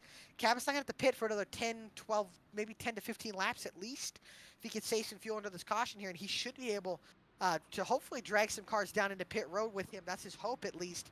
And he should be able to stay on the lead lap unless there's a caution. Caution's his best hope. But looking at what we have about 40 to go. Guys are going to be saving, but it's going to be a quick splash and go. Probably with 15, 20 to go is when they're going to want to pit. Unfortunately, I don't think we're going to be getting there. I think the pushes will get too big, and eventually there's going to be more wrecks coming. And I'm surprised the way the cautions have fallen, how we haven't got green flag pit stops yet. We've gotten really close, but we just haven't got there yet. Yeah, the only driver to pit under green was Adam Cabot, right? I mean, he made any stop under green, and right now he's paying the price for that. He's going to take his lap. Back, I think, to 1 lap down. Yeah, he should be. He'll be in contention for the lucky dog with Dallas Sullivan. Oh, Trejo's going to lose a lap as well. Looks like Lyle Selfridge is now just going to be 2 laps down, but Eddie Trejo does lose a lap right there. Pace car lights are off. They're going to be going green this time. It'll be Jeff Wright, Michael Sturgill, Reggie Ortega, Ben Bafford, Nick Gardner, the top 5. So Nick Gardner back up in the mix here after starting that incident a little while back between Jeremiah Vincent, that Sartaj man that got collected in that specific one. No, which one with the first one? Jeremiah Vincent. No, I think that was Banks that got caught up with him. Oh, you're right. Yep, Joshua Banks. I'm getting used to some of these names and numbers and all of that. But showing 3 cautions so far in the first 60 laps. Not bad, not bad. Bad for a 40-car field. No, not at all. Well, I think we might have jinxed it, but we'll find out here. I mean, 35 cars on the lead lap still. Something to watch out for. Yeah, 39 still in the race, too. I mean, that's absolutely crazy. 39 out of the 40 starters are still in this. Jeremiah Vincent sitting on pit road for an extended time, though. He's out of contention early. So, really 38 cars with any chance to win this. 2 of those with damage. But, yeah, very impressive start to this season. I know we've had a few kind of smaller cautions in this one. No big one just yet. I think it's... Yeah, it's... In the great words of Larry McReynolds, it's not if it happens, it's when it happens. Here we go. Pace car is off. It'll be Jeff Wright and Michael Sturgill, row number 1 here. Green flag in the air once again from Daytona past the halfway point. It's Jeff Wright in the 48 car that leads them down into turn 1. Michael Sturgill right there in line with him as they pull away from that top side. 3 or 4 cars now clear. What a restart for Jeff Wright. Surprised. I thought he got out too far, but he was able to make him and Sturgill kind of working together. And Reggie Ortega, who's involved in the first caution, is already back up to 3rd. They're already going to jump up to the outside. Look at that outside. Bunch of Chevrolets up on that outside. Then 1 Ford and then more Chevrolets on the bottom with 1 Toyota. As you can see, Gardner gets down in front of Baffert and a big push from the 23 to the 16. That's Celsius, number 16 of Nick Gardner, getting a massive push. Can he lead his first lap of the night? Won last night's race in dominating fashion. Is he going to be able to lead the Cup Series, the Premier Series here tonight? And he will across the line, the 16 of Nick Gardner to the lead. And Jeff Wright, though, going to try and fight back on the top side. Some of those guys abandoning ship. You see the 19 of Eric Lambert jump down behind 29 of Luke Knupp. Baffert now looking for the lead. The bottom lane is going to stack up with Turner and Gardner. Bafford's going to get a big shove from the 48 of Jeff Wright. Bafford now up to the point. You can see that bottom lane stacking up with Gardner, or Turner closing up to Gardner's back bumper. A big push down this front straightaway. As you can see Ben Bafford now to the point, but Gardner surging ahead on that bottom. Does Bafford try to block it, or does he try to use the momentum off the top line and the push from Jeff Wright? Bafford, a two-time winner last season, how he would like to start things off with a victory as well. And man, he was making some crazy moves in the Clash last week. He's made fewer of those so far in this one, but you know, as this race starts to wind down, I think that 23 is going to continue to make some big, bold moves here. He's a checkers or wreckers kind of guy, but he's been able to make some moves. Now Gardner goes to the point with a push from Turner. Bafford hasn't been able to generate as big of a run from Wright pushing him, and now creeping into that picture is that 33 car of AJ Stravato. He's starting to close up, and Jeremy Miller in that bright pink, or I think you could say that's pink or maybe magenta, but pink and blue car with those yellow roof numbers. He's closing in. Turner looks down to the bottom. He'll get a push from Stravato. Bafford a huge shove to Nick Gardner. Gardner's still going to lead the lap, but Turner trying to get the lead back. Yeah, I thought they were going to check up big time there. It was really just the three cars that absorbed that impact from Bafford and Gardner as they got together there through the tri-oval. But they're pushing hard, and Bafford's got to be careful. Yeah. Hey, how about that? Yeah, Bafford really has to be careful. He hit him in the.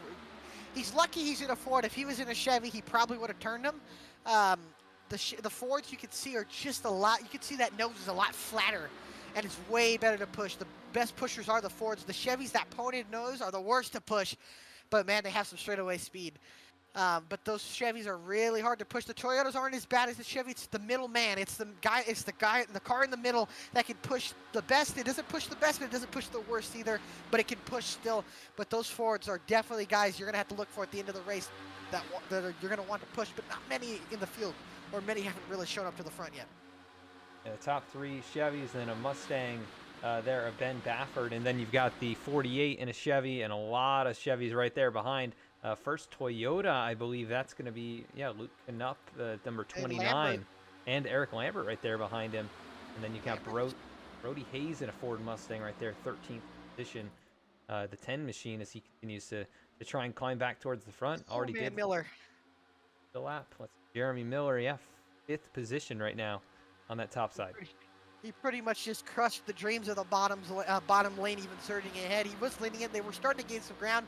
He saw a hole between Bafford and Wright, and he filled it up like nothing. You can see they're starting to single file out here. Lambert looking in the middle, maybe trying to cool that engine off a little bit, get some air to the nose, cool it off, and try to shove Luke Knupp up to the front of the pack here. But that bottom lane just doesn't have anything.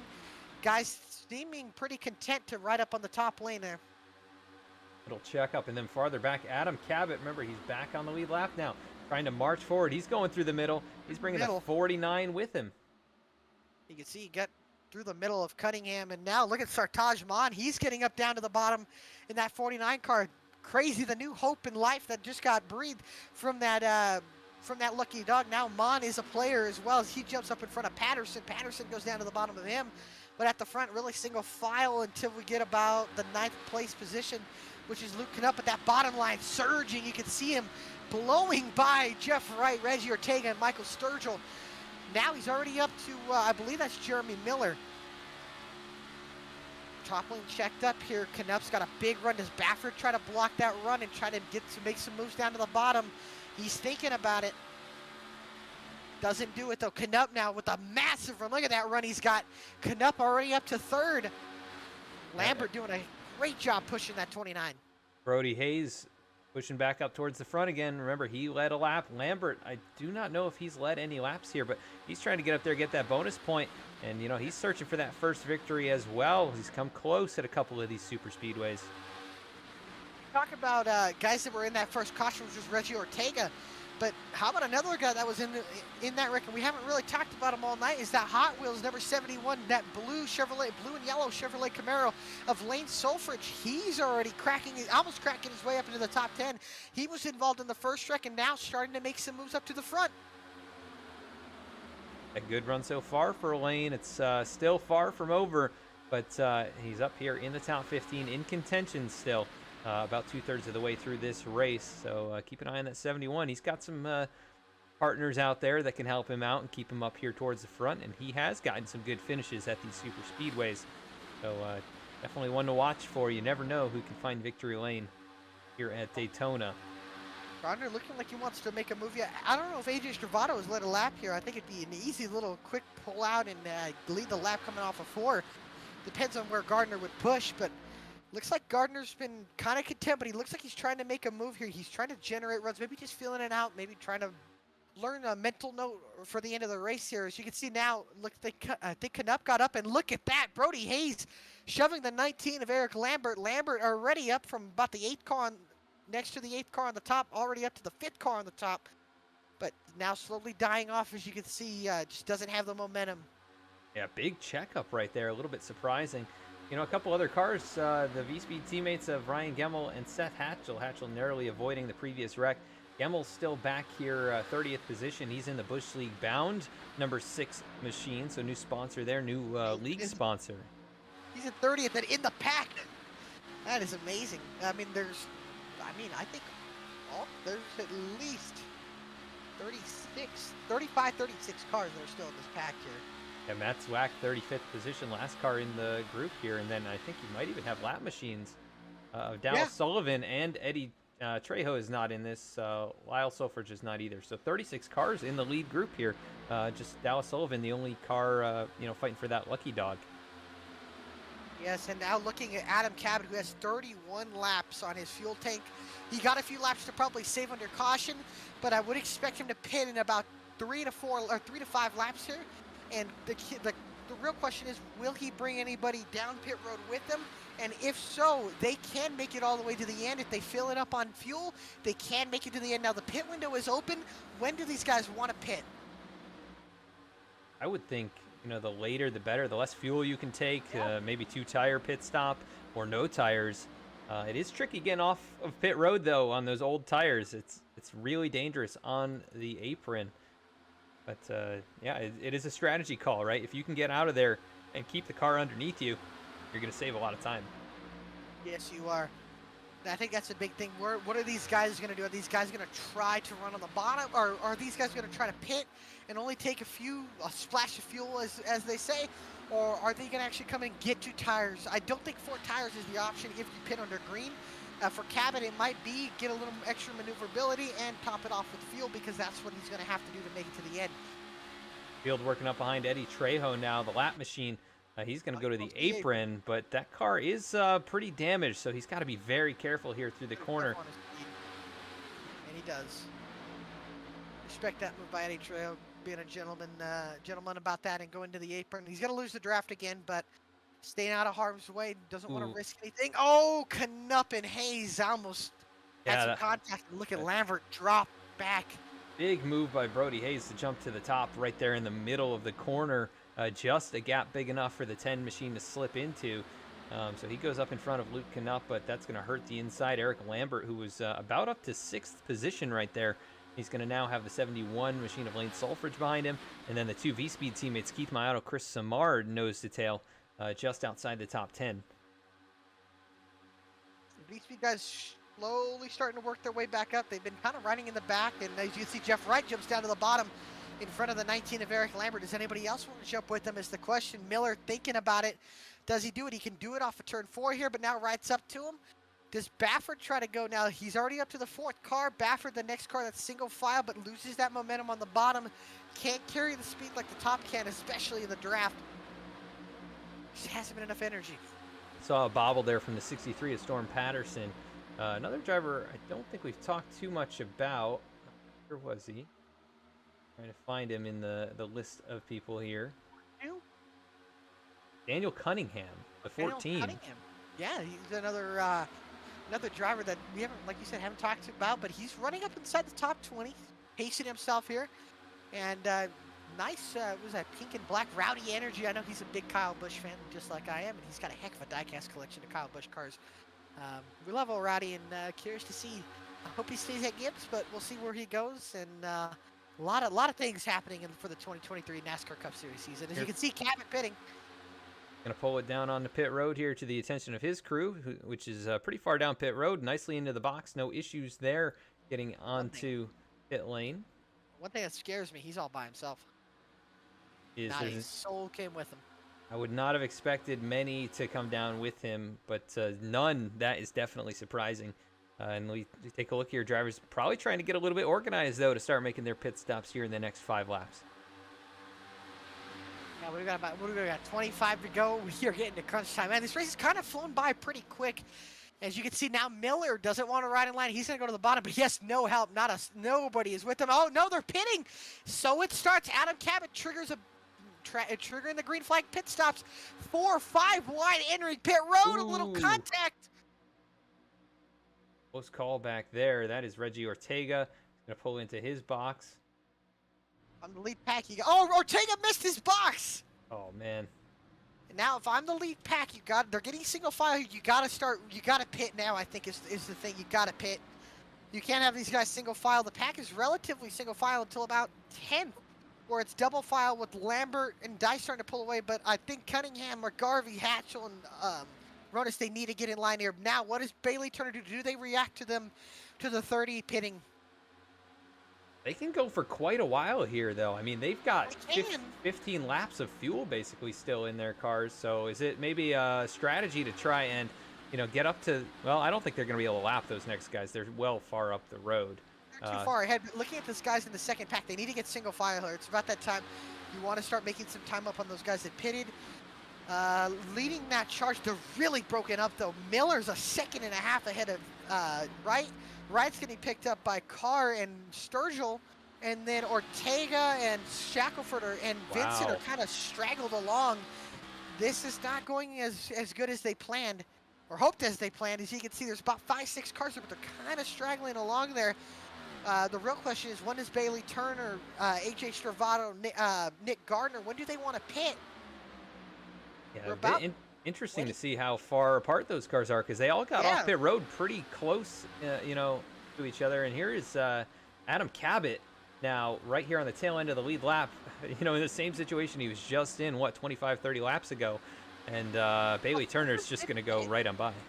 Solfridge, I believe, pit with that group with Carr, Vincent, and Wright, but he's obviously lost them, and now Cabot has somebody to work with. They can make it to the end on fuel, I believe. The real question is, once these leaders pit, they should get themselves back on the lead lap, but they're going to be way behind the pack, and I don't think that will be a factor in the lead pack as well. 71 took 4 tires on that. Might have been a mistake on his part, but a 15-second stop versus about 7.5 seconds for most of those other guys up in the field. Here goes Cabot now going to drop in the line. He's going to try and at least get the lucky dog position for the moment. He'll go around the 71 machine, who cannot find a spot in line.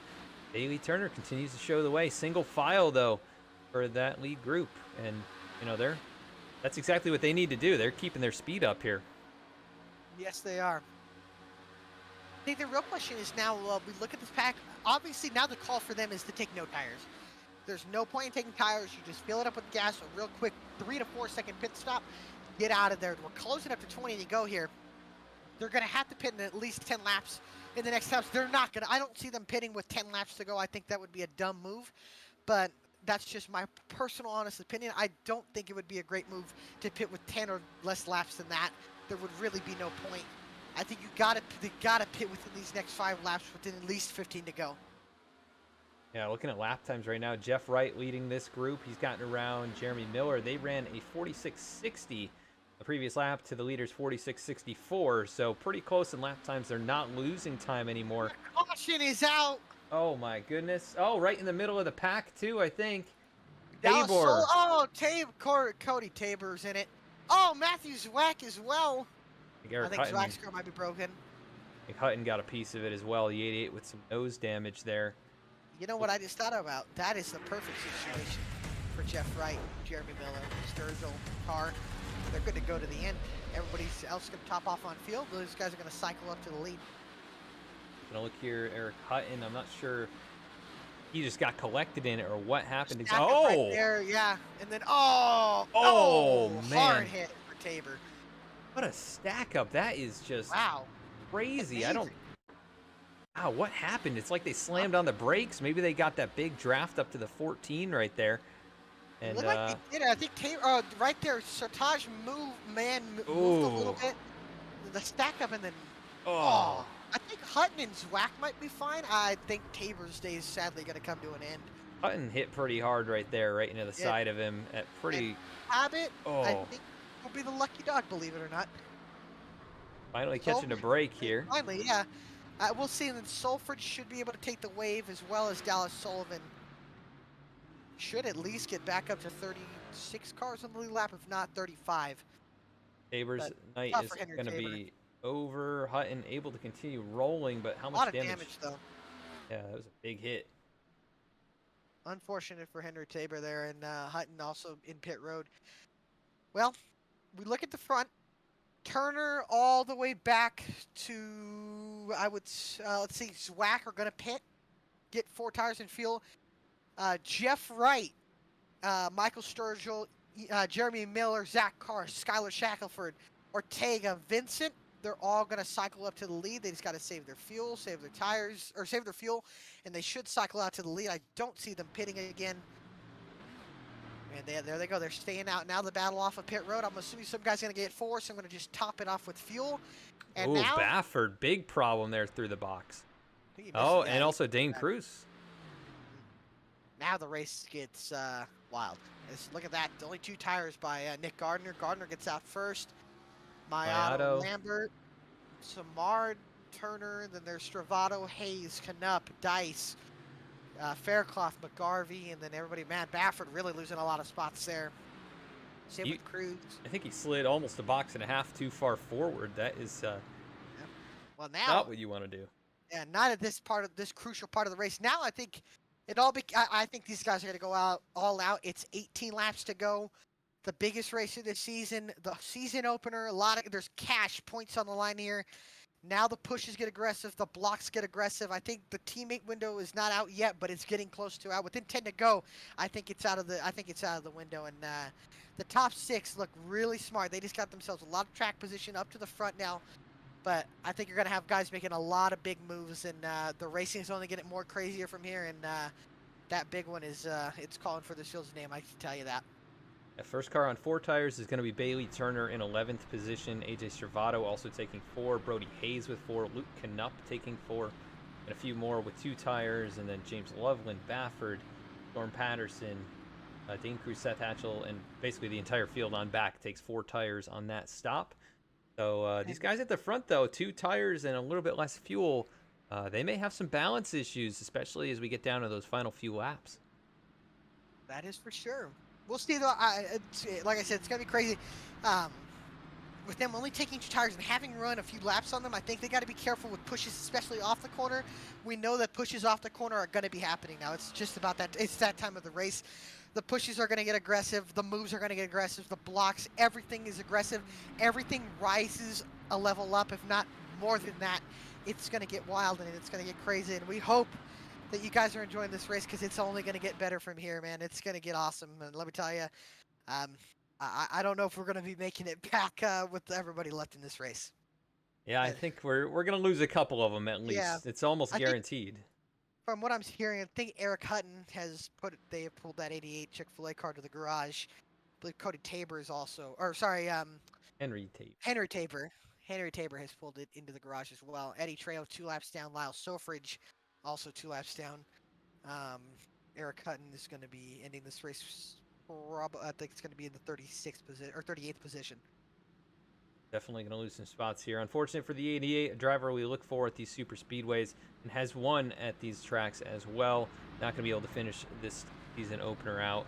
We'll look for him to fight back next week at Auto Club. But yeah, make sure to like and subscribe. Hit the bell icon if you enjoy what you're watching here tonight to stay notified of when we go live throughout the week. It's Tuesdays here with the Below the Double Yellow Premier Series, and then Thursdays with the BMW Car Club of America National Capital Chapter. Those are the GT4 machines. We've got just a handful of races left in that season, and always putting on a good show on Thursday nights. His pace car going to be pulling off here. It'll be Jeff Wright and Michael Sturgill once again leading the field to the green flag. The restart zone really late going there. and Jeff Wright is going to lead him to the stripe. But good restart by both lanes. That it was, and now looking both lanes a little more stacked at the bottom, not as organized. Jeff Wright just cuts ahead of Sturgill. Car doesn't have the push from Vincent, but now the moves get aggressive here. We go down this backstretch. Top lane doesn't have momentum, but now it does. Vincent's starting to close up to that 27 here down the back.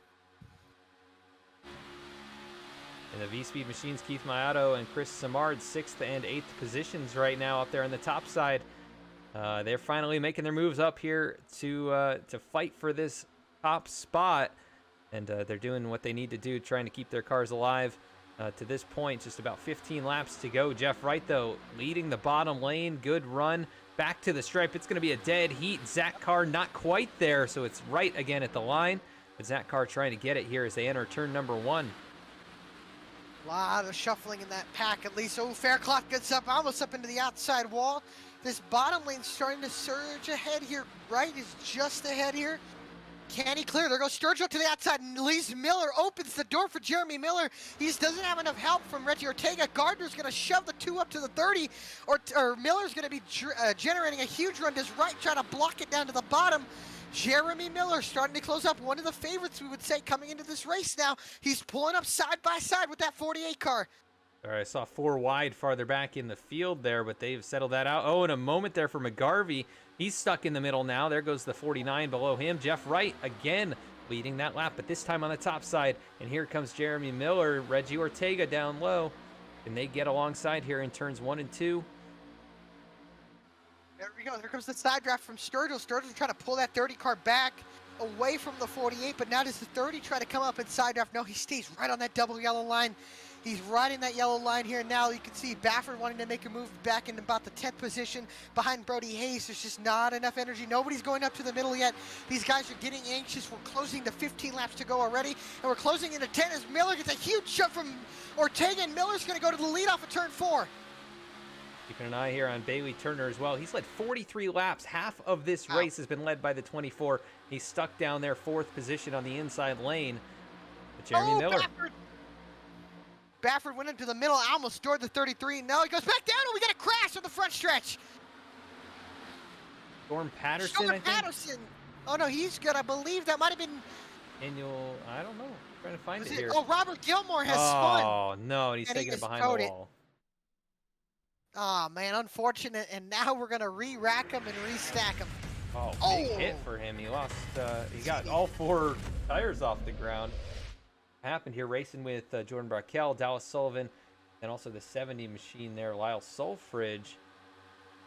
Wonder if did he have some kind of a technical failure? Oh, Brackell hit. Oh, Dyson. Oh, Gilmore got turned in. Oh, a hard hit. Driver's side, and then more contact with the 46. Sullivan and Gilmore out of the race.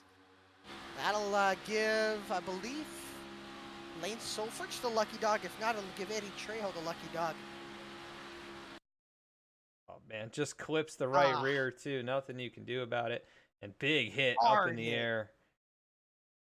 Locks it down, and then Dallas Sullivan, he's surely going to be done as well. I think big hit for him into the pit barrier look there. At the toe link. You could see it moving, and yeah, look at that toe link actually moving in the right front or right rear.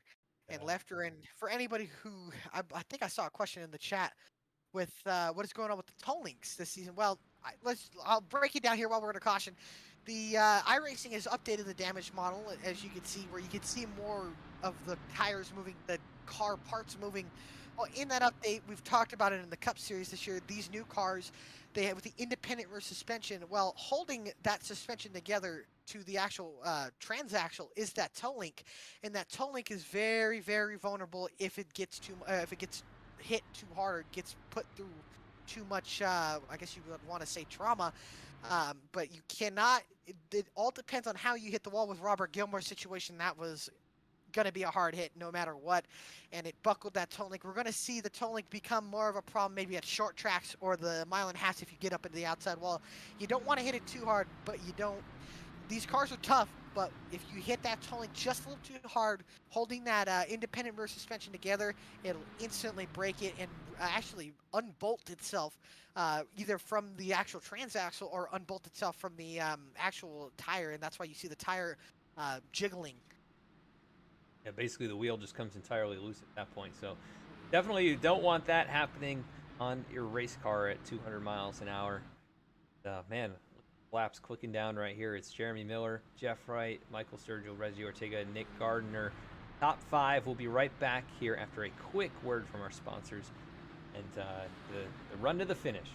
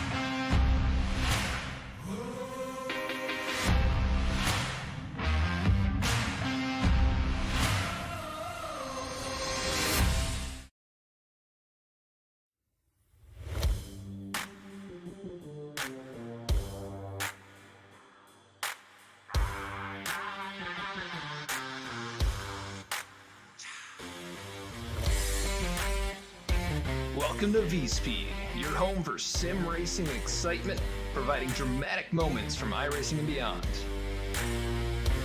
We offer broadcasting for leagues across iRacing and specialized packages to help grow your league and advertise your sponsors.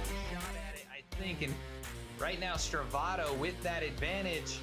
It's half a car length the difference between first and second going into turn 1. He gives the bumper to Connor Horn. These two have gone all year to get to this point. Jacob Shorba drifting up the racetrack. They make contact. The 88 goes around. The 95 goes around.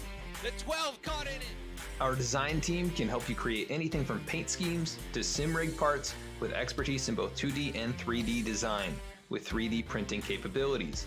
Looking to get into broadcasting yourself? We can help you design and operate custom overlays to make your stream look as professional as possible. Our team can create and manage custom merchandise sales for you and your team. Check out our shop to see what we have in stock and how we can create some awesome merch for you. Check out our race replays on YouTube or catch us live weekly on Twitch.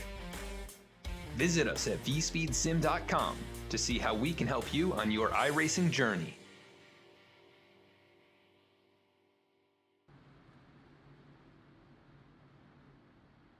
Back at the racetrack, pace car lights are off. Jeremy Miller, Jeff Wright on the front row, and then it's going to be Reggie Ortega and Michael Sturgill, row 2, and then Nick Gardner, Zach Carr, row number 3, Eric Lambert, and Josiah Vincent, row 4, rounding out the top 10, Keith Mayato and Bailey Turner making up the top 10. Pace car makes a hard left-hand turn onto pit road. It'll be Jeremy Miller in control, picking the top side into the restart zone.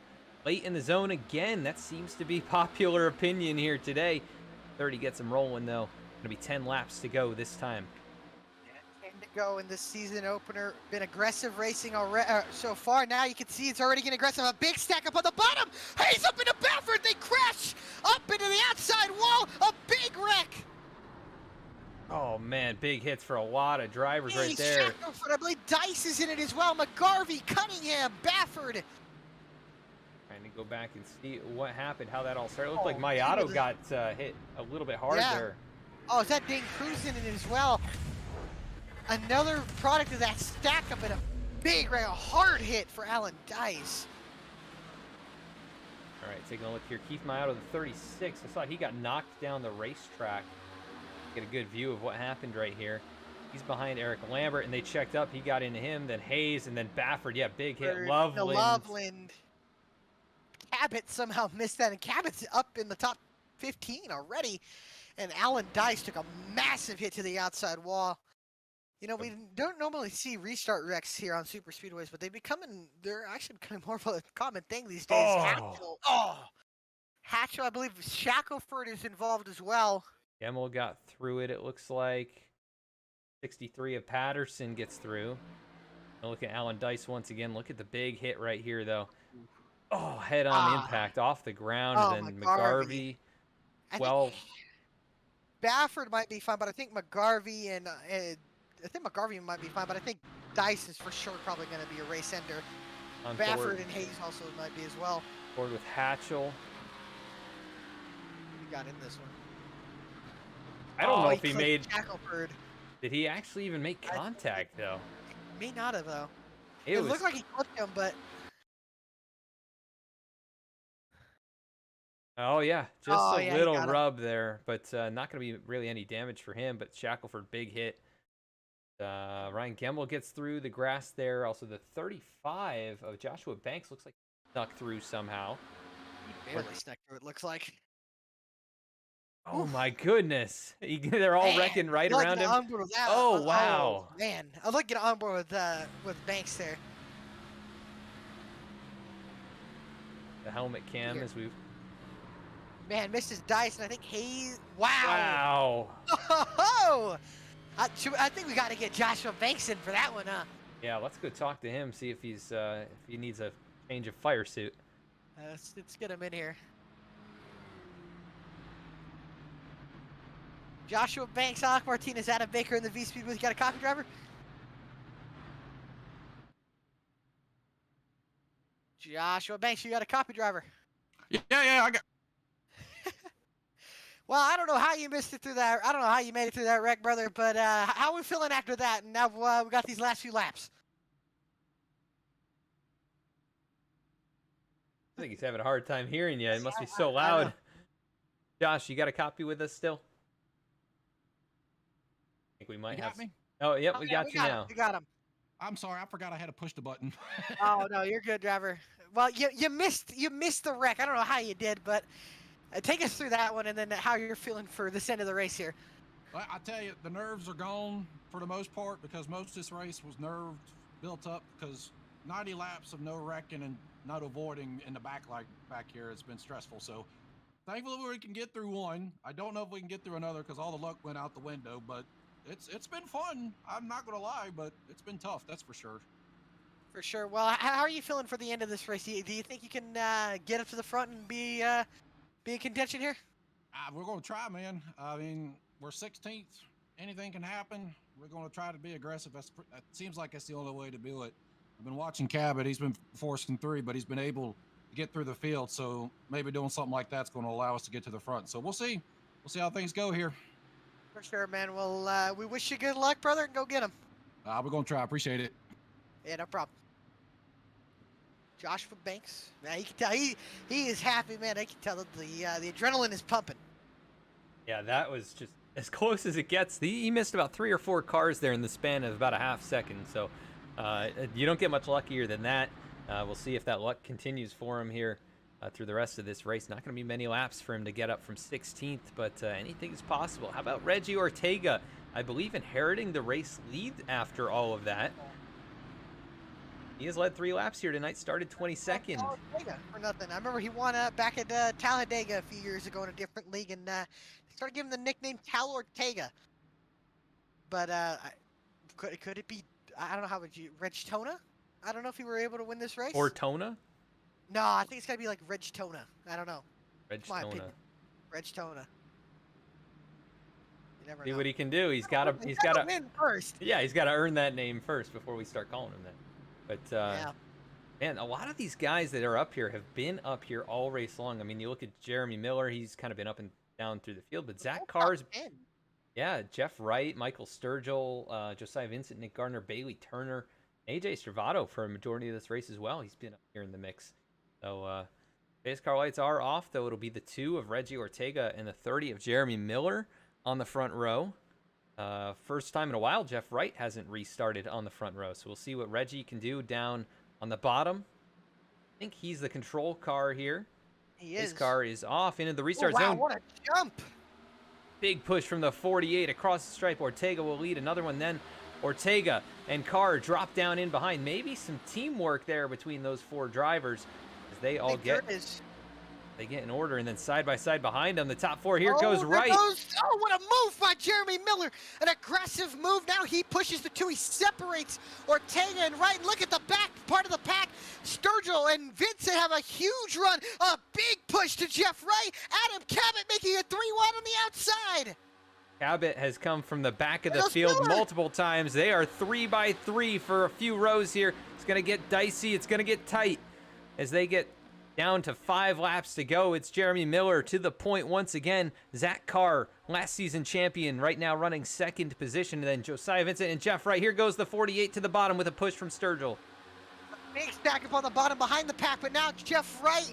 Now Vincent goes up to the outside. Carr gets checked up behind Miller, and now Cabot working his way to 4th. Here comes Joshua Banks in the 35 up to 5th. Up 11 spots in just 2 laps is that 35 car. Could he go on to win this thing in his first career win? Zwack to the top side, going to try and take Hatchell 3 wide. That's going to be tricky, though. It's not going to... be in the middle. Contact with Jeff Wright and Banks. Now Sturgill goes to the middle. Big contact from everywhere. They're beating and banging here. Josiah Vincent to the outside. 3 wide with Turner, Ortega, and Zwack. They stack up on the bottom. Vincent gets jacked up on the bottom. Oh, and he comes back right up in front of Jeremy Miller. This is going to continue to stack people up here. This is going to get... Oh, they hang on to it. Oh, there's another wreck in the back. Big wreck. Lambert. Oh, and Cruz gets turned after the caution. Trying to get to Lambert here. He goes around. Brody Hayes involved in this one, and Eric's got to be careful to get the thing Ronis back. is involved as well. 21 Aronis. Man, he has had a rough day here. Let's go take a look. What happens? Was it Lambert going around first? Oh my goodness! Look at this pack. Just so big. So many cars left. Take a look here. Looking at Eric Lambert on the bottom. Brody Hayes in the middle. Just hooked him a little bit. Hard hit though, and then Sulfridge. Ronis. 14. Yeah, I think Cunningham just missed it. Look at them. Up ahead, right there, you can see Dane Cruz, I believe, got hit with Ryan Gimmel. Yeah, I think you're right. The 29 or 26, Dane Cruz. Up on oh, yeah. He tried coming up and clearing himself, and just I don't think it was going to work. Or maybe he did not realize that Gimmel was... I was looking onboard from maybe Gimmel's point of... Oh, yeah, I think I don't know. He just kind of came up, and then he made a little bit of contact with Gimmel. I don't know if he maybe checked and got a shot from the back, but not too much damage, but a lot of track position loss. And we are going to be coming to a green-white checkered. Oh my goodness. It's going to be attempt number 1.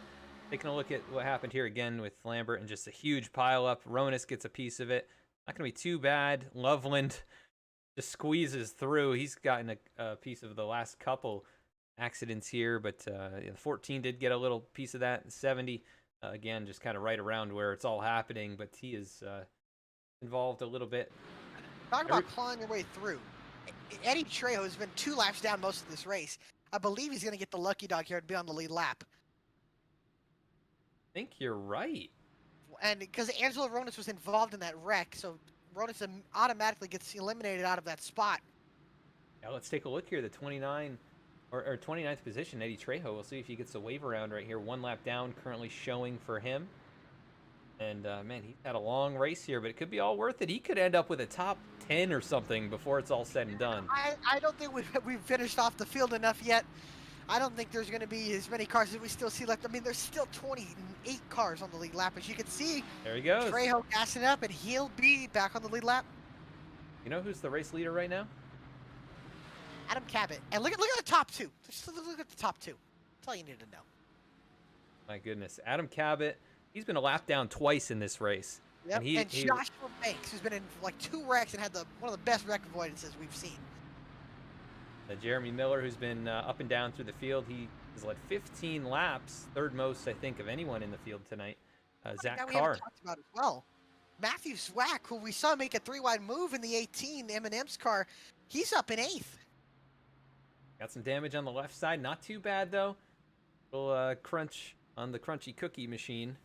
Yeah, and, yeah, up here in the top 10. Still anybody's race, win or lose here. Hatchell also in the top 10. I'm not sure what happened to Mayato and Samard. I didn't see Samard get involved. A lot of track was probably in the checkups and all that. Yeah, I think it seems like the bottom is not where you want to be. on the restarts for maybe the first lap. So I think that top lane is where you're going to want to be. The big thing where I think the teammate game is out of the window, but I think if there is any teammate still or teammates working together, it's that 30 and the 27 Harambone Racing. Those guys have been working together this entire race, and I think one of them, they're going to try to push one of each other to the win here. I think whether it be Carr and Miller or Miller and Carr, either way, I think you're going to be seeing those guys work together. The real question is, Cabot looks like he wants the outside here. I think he's starting to realize that momentum comes from the top lane, and also a big factor as well as the restart zone and a green-white checkered. Yeah, green-white checkered. Not a lot of time to make your moves, but still plenty of time to get wrecked. Let's do a quick rundown here of the top, basically the top 15 or 20 before we get back around. Pace car lights are off. Adam Cabot, your race leader. Joshua Banks, second. Zach Carr in third. Jeremy Miller in fourth. Fifth will be Josiah Vincent. Sixth, Jeff Wright. Seventh, Michael Sturgill. Eighth, Matthew Zwack. Ninth, Bailey Turner, who's led 43 laps tonight. Seth Hatchell in 10th has not found the lead yet. AJ Stravato, 11th. Storm Patterson, 12th. Reggie Ortega, 13th. Dennis Faircloth, 14th. Ryan Gemmel, 15th. Nick Gardner, 16th. Luke Knupp, 17th. Chris Samard, 18th. Mayato, 19th. Sartaj 20th. Right now, you guys have a shot if you think about it. I don't know if we're gonna be. It'll be interesting if we take the white here, but it's just the runs are so big. And like I said before, we got this race going here. I said I don't think I don't think whoever takes the white flag, I don't think they're gonna be winning this race. So the runs have been so massive today. I don't see it. What do you think, Adam? Yeah, I think you're right. I mean, if anybody teams up, if they get too far out, the rest of the field's just going to track them down in a straightaway. Just about timing that run, timing that push, and making your final move. Seeing if you can get back to that checkered flag first. But Joshua Banks, Adam Cabot, both looking for their first career win in this league. Cabot laying back, the pace car's off. This is season 6. It all comes down to this in the season opener at the World Center of Racing. Green flag back out. Side by side for the lead. 2 to go from Daytona. And that was interesting. Cabot was the race leader. I'm not sure if the 35 beat him back to the start-finish line. They pretty much timed that restart exactly. And it's dead even here into turns 1 and 2. And Zach Carr, he's pushing hard. So is Jeremy Miller. The inside lane with the early advantage. And the top side pull him back. Oh, I think the 35 car might have jumped in nothing yet over the radio. But Banks in the lead. Miller right behind him. Will they make it to the white? He did get a black flag. I'm not sure what they're going to do with race control. Miller right now in second. What's going to happen? Will they make it back to the white? I think we went. Oh, he got turned. We got this. Banks saves it. Miller up to the track. White flag. One more lap to go from Daytona. Alec, this reminds me so much of an old VRL race. Oh, and they're wrecking Luke Knupp around. Samard spins, big contact with Cunningham, but at the front, here comes Cabot down to the bottom. Contact with the 30 with the shove. Here comes Vincent. Contact, they wreck. I'm getting all kinds of crazy blinking and stuff. I don't know what's going on here. Who's at the front right now?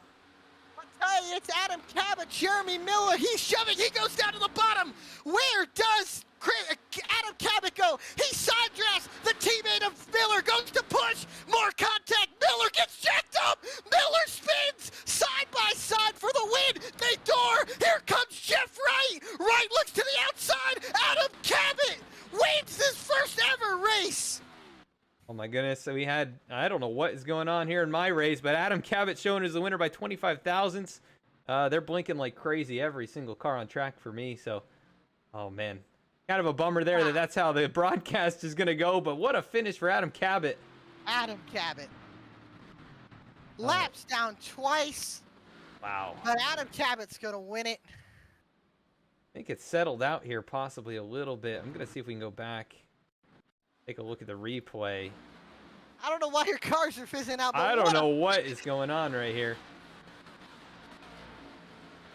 Yep, it's that's the view that we got there. Jeremy Miller got spun down the track, and Zach Carr, they're dooring, and you can kind of see it. Jeff Wright got up in the mix there. Yeah, Zach Carr, though, looked like almost he was in front, but I think it's just... I mean, it was close. Goodness. I hate that your thing did that. Oh. I don't know what just happened right there. As soon as they started crashing in the back of the field, the whole server started crashing for me. So I'm not sure if maybe it's a computer issue or internet, but Adam Cabot, either way, he's going to get it done here. The Magic Man burns it down on the front stretch. Congrats to him. The 17 machine going to get it done here. Race number 1 of season 6. That unsponsored number 17 gets it done. What a race. Overcoming adversity over and over. The victory lane he will go. We'll be right back after a quick commercial break to interview him and the rest of the top 3 and see if we can get back and take another look at that finish.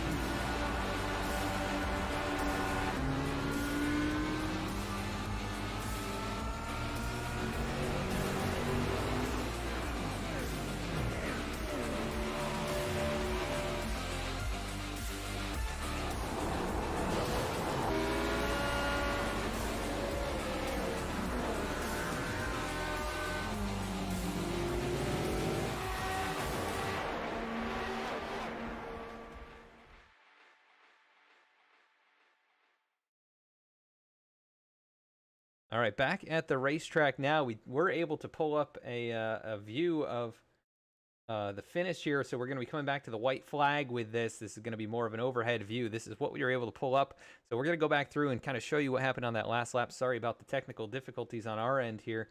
But Alec, how about you hit that play button and we can take a look. So, all right. So I'm doing it for the first time, so forgive me here. But you're going to see here, Jeremy Miller is going to try to. He's pushing the 36 to Joshua Banks to that white car, and you have the 30 car on the bottom.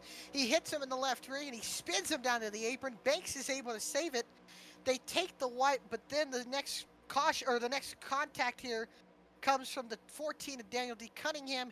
You can see Canup and Samard get together with Faircloth up at the top left of your screen, and now it's in the middle of your screen.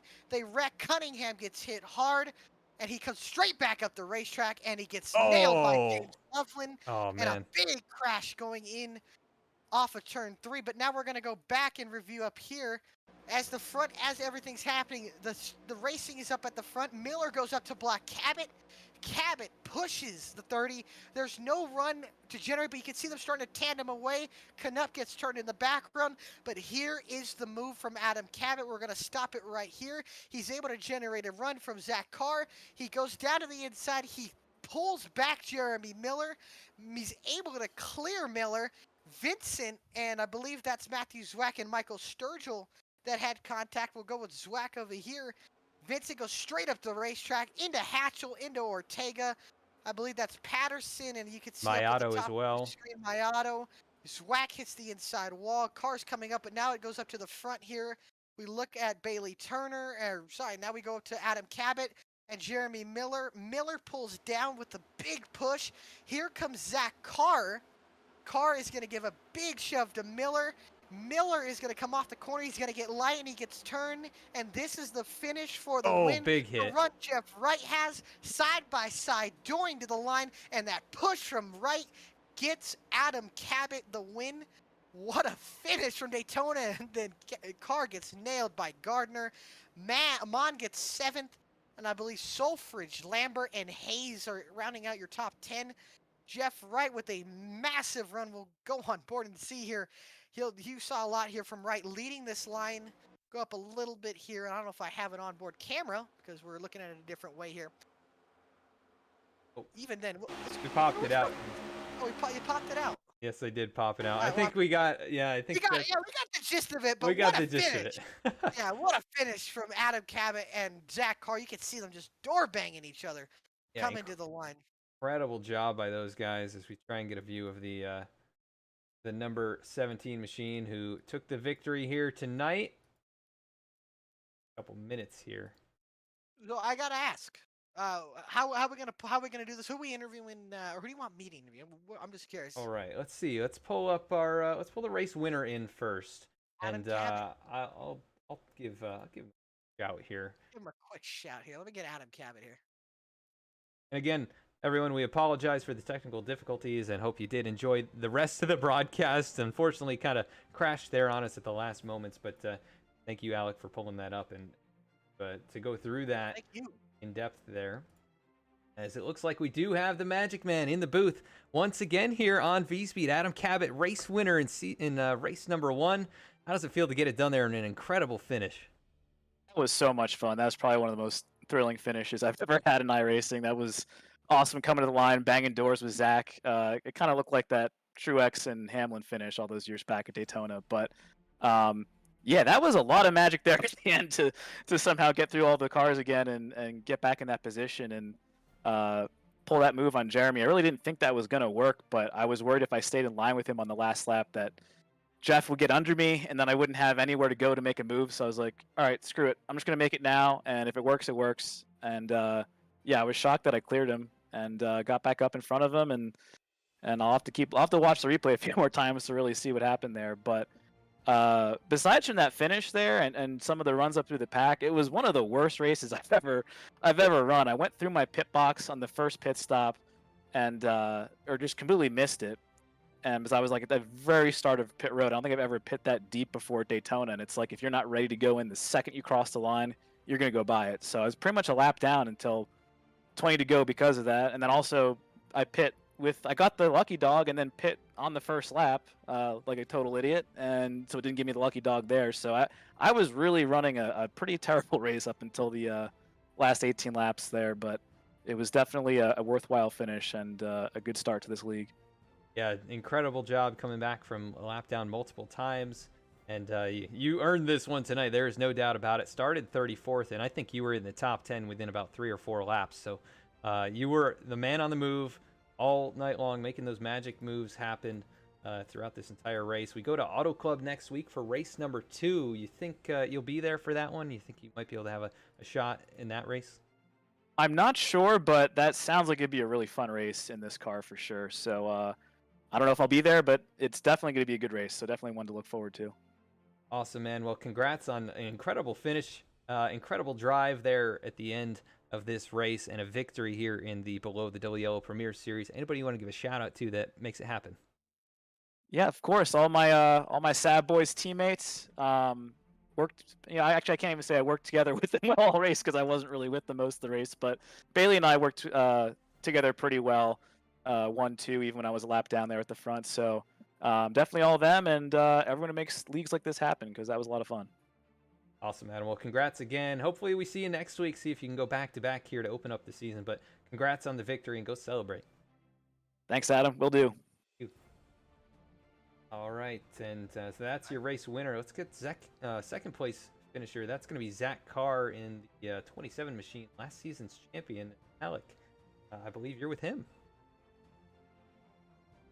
I am Zach Carr, Alec Martinez, and Adam Baker in the VSPEED booth. Got a copy, driver? I got a copy. Well, man, you come up just short again in a photo finish. Exciting finish at the end there. What more could you have done to maybe get Adam there? Not turning my teammate on accident out of 4 probably would have been the better idea. Me and Jeremy were talking. The goal there was obviously to try to get a team car in victory lane, as that would have been big for Rambo and coming back this year, and especially Jeremy coming back. And I was going to try to push Jeremy past him, and then once I was clear, going to try to side draft if I could. But unfortunately, with the way that coming out of the corner was, he moved up just a little bit, and when he moved up, it pulled him back to my front end, and while I was lifting to not run him over, and unfortunately, the game just kind of forced him to get turned. So at that point, it was just down to me and Adam, and with the way that we kind of got net coated inside each other, door bang, and it kind of let me slide out to the bottom, costing me more momentum, and allowed Adam and Jeff to kind of get to the line. So unfortunate, but it's just how it is coming to the end of these things. Well, like you said, next week we go out west, out to Auto Club Speedway in Fontana, California. How do you feel about going out there and probably try to either get one better position here?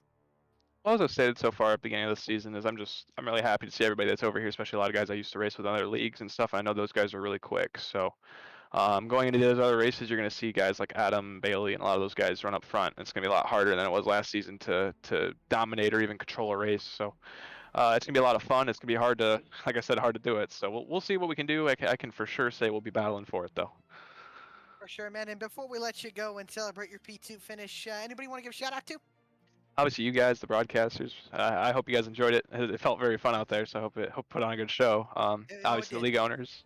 Yeah, I hope. Yeah, league owners. All the sponsors that sponsor this league help us do this. My own personal sponsors, the Creative Hemp and Josh and those guys over there. I know they were watching tonight, so hope they enjoyed that. And obviously, my teammates, Skylar didn't have the night he wanted, but I was just glad to have him back. And Josh had a really good run there. Unfortunate with the penalty at the end, just kind of the new rules and whatnot. And like I said, Jeremy, me and him, we ran together all race really good, so we're just going to give a shout out to him. I mean, he definitely had a shot at winning and probably definitely could have deserved the win there. So, unfortunate, but hey, it's just how it is. So thanks, everyone, and we'll see you guys next week.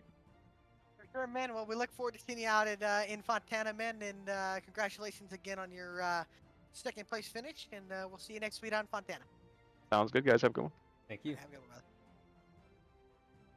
Second place finisher Zach Carr, last season champion, kicking things off here for season 6 in a good way with a second place finish. Let's go to now third place finisher. That's going to be Jeff Wright, who found himself right up. Get him. If he's in here, hopefully somewhere around. Gotta run him down. Gotta run him down here. Let me see if I can find him here. Here. It's okay. I don't know. I don't know what he's doing. We had a little bit of a delay there before pulling these guys in, on. so. He just said he's ready. Need him. He's joining the driver's lounge here. Gonna need him to come on in here. There he is. Here, let me get him here. I'll track him down. Want me to just take him here? Yeah. All right. Jeff Wright, we haven't heard your voice in these 2 weeks, but you bring her home third, man. You had a big run coming to the line. What did you need to get that win there? Yeah, we just we didn't have the run to do anything as far as get the win there at the end when things kind of started getting a little crazy on the back straightaway. Kind of lost the draft a little bit. It just took a long time to suck back up to the guys there battling for the win. So yeah, coming to the line, I had a decent run. I just saw Zach Carr and Adam Cabot side by side there, pretty much for the win. Saw Carr kind of move up the track and door at him a little bit, and I knew I wasn't going to be able to win the race, so I just chose to drove straight in the back of Adam to see if I could help him out a little bit. So yeah, that's what we did. But super awesome to get a third place finish here in our debut here in the below the double yellow Cup Series League here, and really fun racing out there tonight. Worked really well with our teammates. Teammates all had a pretty good night as well. We all ran pretty much top 10 the entire race, and then for a while there, we felt like we were kind of controlling the top. So felt like we ran really well as a team tonight. And getting a top 3 finish here to start the year is going to help us a lot in points because I don't have a whole lot of experience in this next gen Cup Series car, so it's going to be a bit of a learning curve for me this year. But yeah, really stoked to come out with a good first weekend. For sure, man. And now next week we you go down to west out to California in Fontana. How do you feel about going out there and trying to tame that beast, the oldest surface in NASCAR? Yeah, Fontana is a really fun track. Looking forward to going out there. Looks like we got a pretty competitive league this year, so we try to go there and maybe run a top 10. It hasn't been my best track historically, but haven't really driven it a whole lot in this car. But yeah, we're gonna give it all we can. See if we can come out with another solid finish here. For sure, man. And before we let you go and celebrate your third place finish, anybody want to give a shout out to tonight? Yeah, just give the team a quick shout out. Dark Smoke Racing, Eddie, Reggie Ortega, Michael Sturgill, playing a good strategy tonight. Really helped us, stay towards the front and stay out of trouble for the most part. Alec, we got to give you a shout out, brother. You and Adam as well up in the booth. You guys do a great job. And then just thank the admins for putting this on, letting us come out and do some racing here on a Tuesday night. It was a lot of fun. For sure, man. Well, thank you, man. We look forward to seeing you out in California next week. All right, 10-4 driver. Have a good one, brother. All right, third place, Jeff J. right there. The 48 machine leads 6 laps after starting 23rd.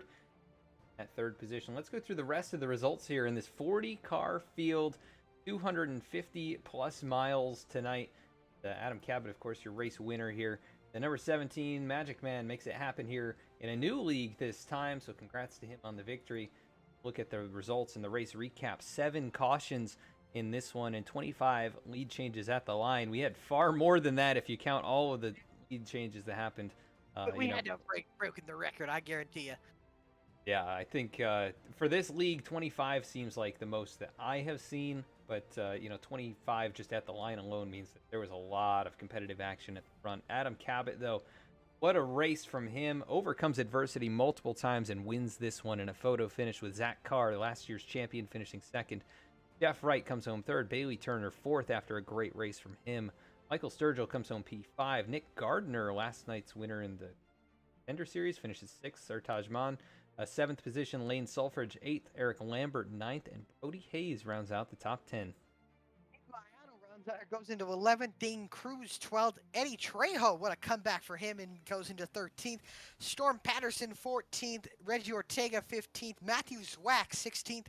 Dennis Faircloth 17th. AJ Stravado, which was the defending winner, finishes 18th. Luke Canup 19th. And Seth Hatchell, the 2-time champion, in 20th. 21st. Josiah Vincent, 22nd. Kyle McGarvey, 23rd. Jordan Brockell, 24th. Chris Samard, the pole sitter.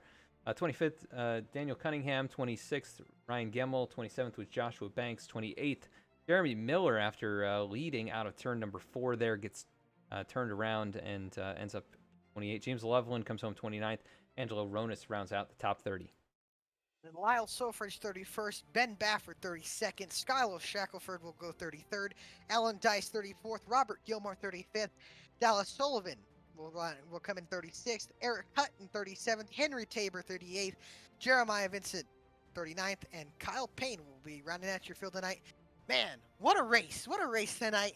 These boys put on a heck of a show, Adam, and let me tell you, I thank you for letting me come up here and scream my head off watching virtual race cars. But yeah, I'm glad you are up here screaming your head off, because I don't know if I can react the same way, but man, that was incredible. I wish we had gotten a little bit of a better look at the finish there, but thank you for pulling that up for us. And so looking forward to Auto Club next week, where Oh, it's that's gonna be fun. going to be a little different experience. If you remember the races at Michigan last season, Michigan. very similar And even track. Auto Club last year had similar racing. They're going to be more packed up, but with the setup that's been created, it's been made to not be as packed up, but it will be still. But I think we'll have some guys probably get a little more spread out as the run goes on. And it's going to be how you push the car. If you push the car too hard on that right front, especially Auto Club, one of the oldest tracks and track surfaces in NASCAR currently that the Cup Series goes to, you push your right front too hard, you're going to be really tight. You push that right rear too loose, you're going to be sliding everywhere. And the best thing about Auto Club, it's 7 lanes wide. You can run from the apron all the way to the wall. Ladies and gentlemen, I recommend that you tune in and watch, because it is going to be one heck of a show, and I can't wait to get out to the West here, my home track, and it's going to be awesome to watch. Yeah, definitely looking forward to it, and make sure to like and subscribe if you enjoyed the broadcast tonight. We will be back on Thursday with the BMW Car Club of America, and then race number 2 of this league, the Below the Double Yellow Premier Series at Auto Club next Tuesday, 8:25 p.m. Eastern Time. You're not going to want to miss it after tonight's incredible battle up here down here in Daytona. Thank you so much for tuning in, and again, all the sponsors, all the admins, all the drivers that make it happen, and everyone that watches every race. Catch you all next time, and have a great night.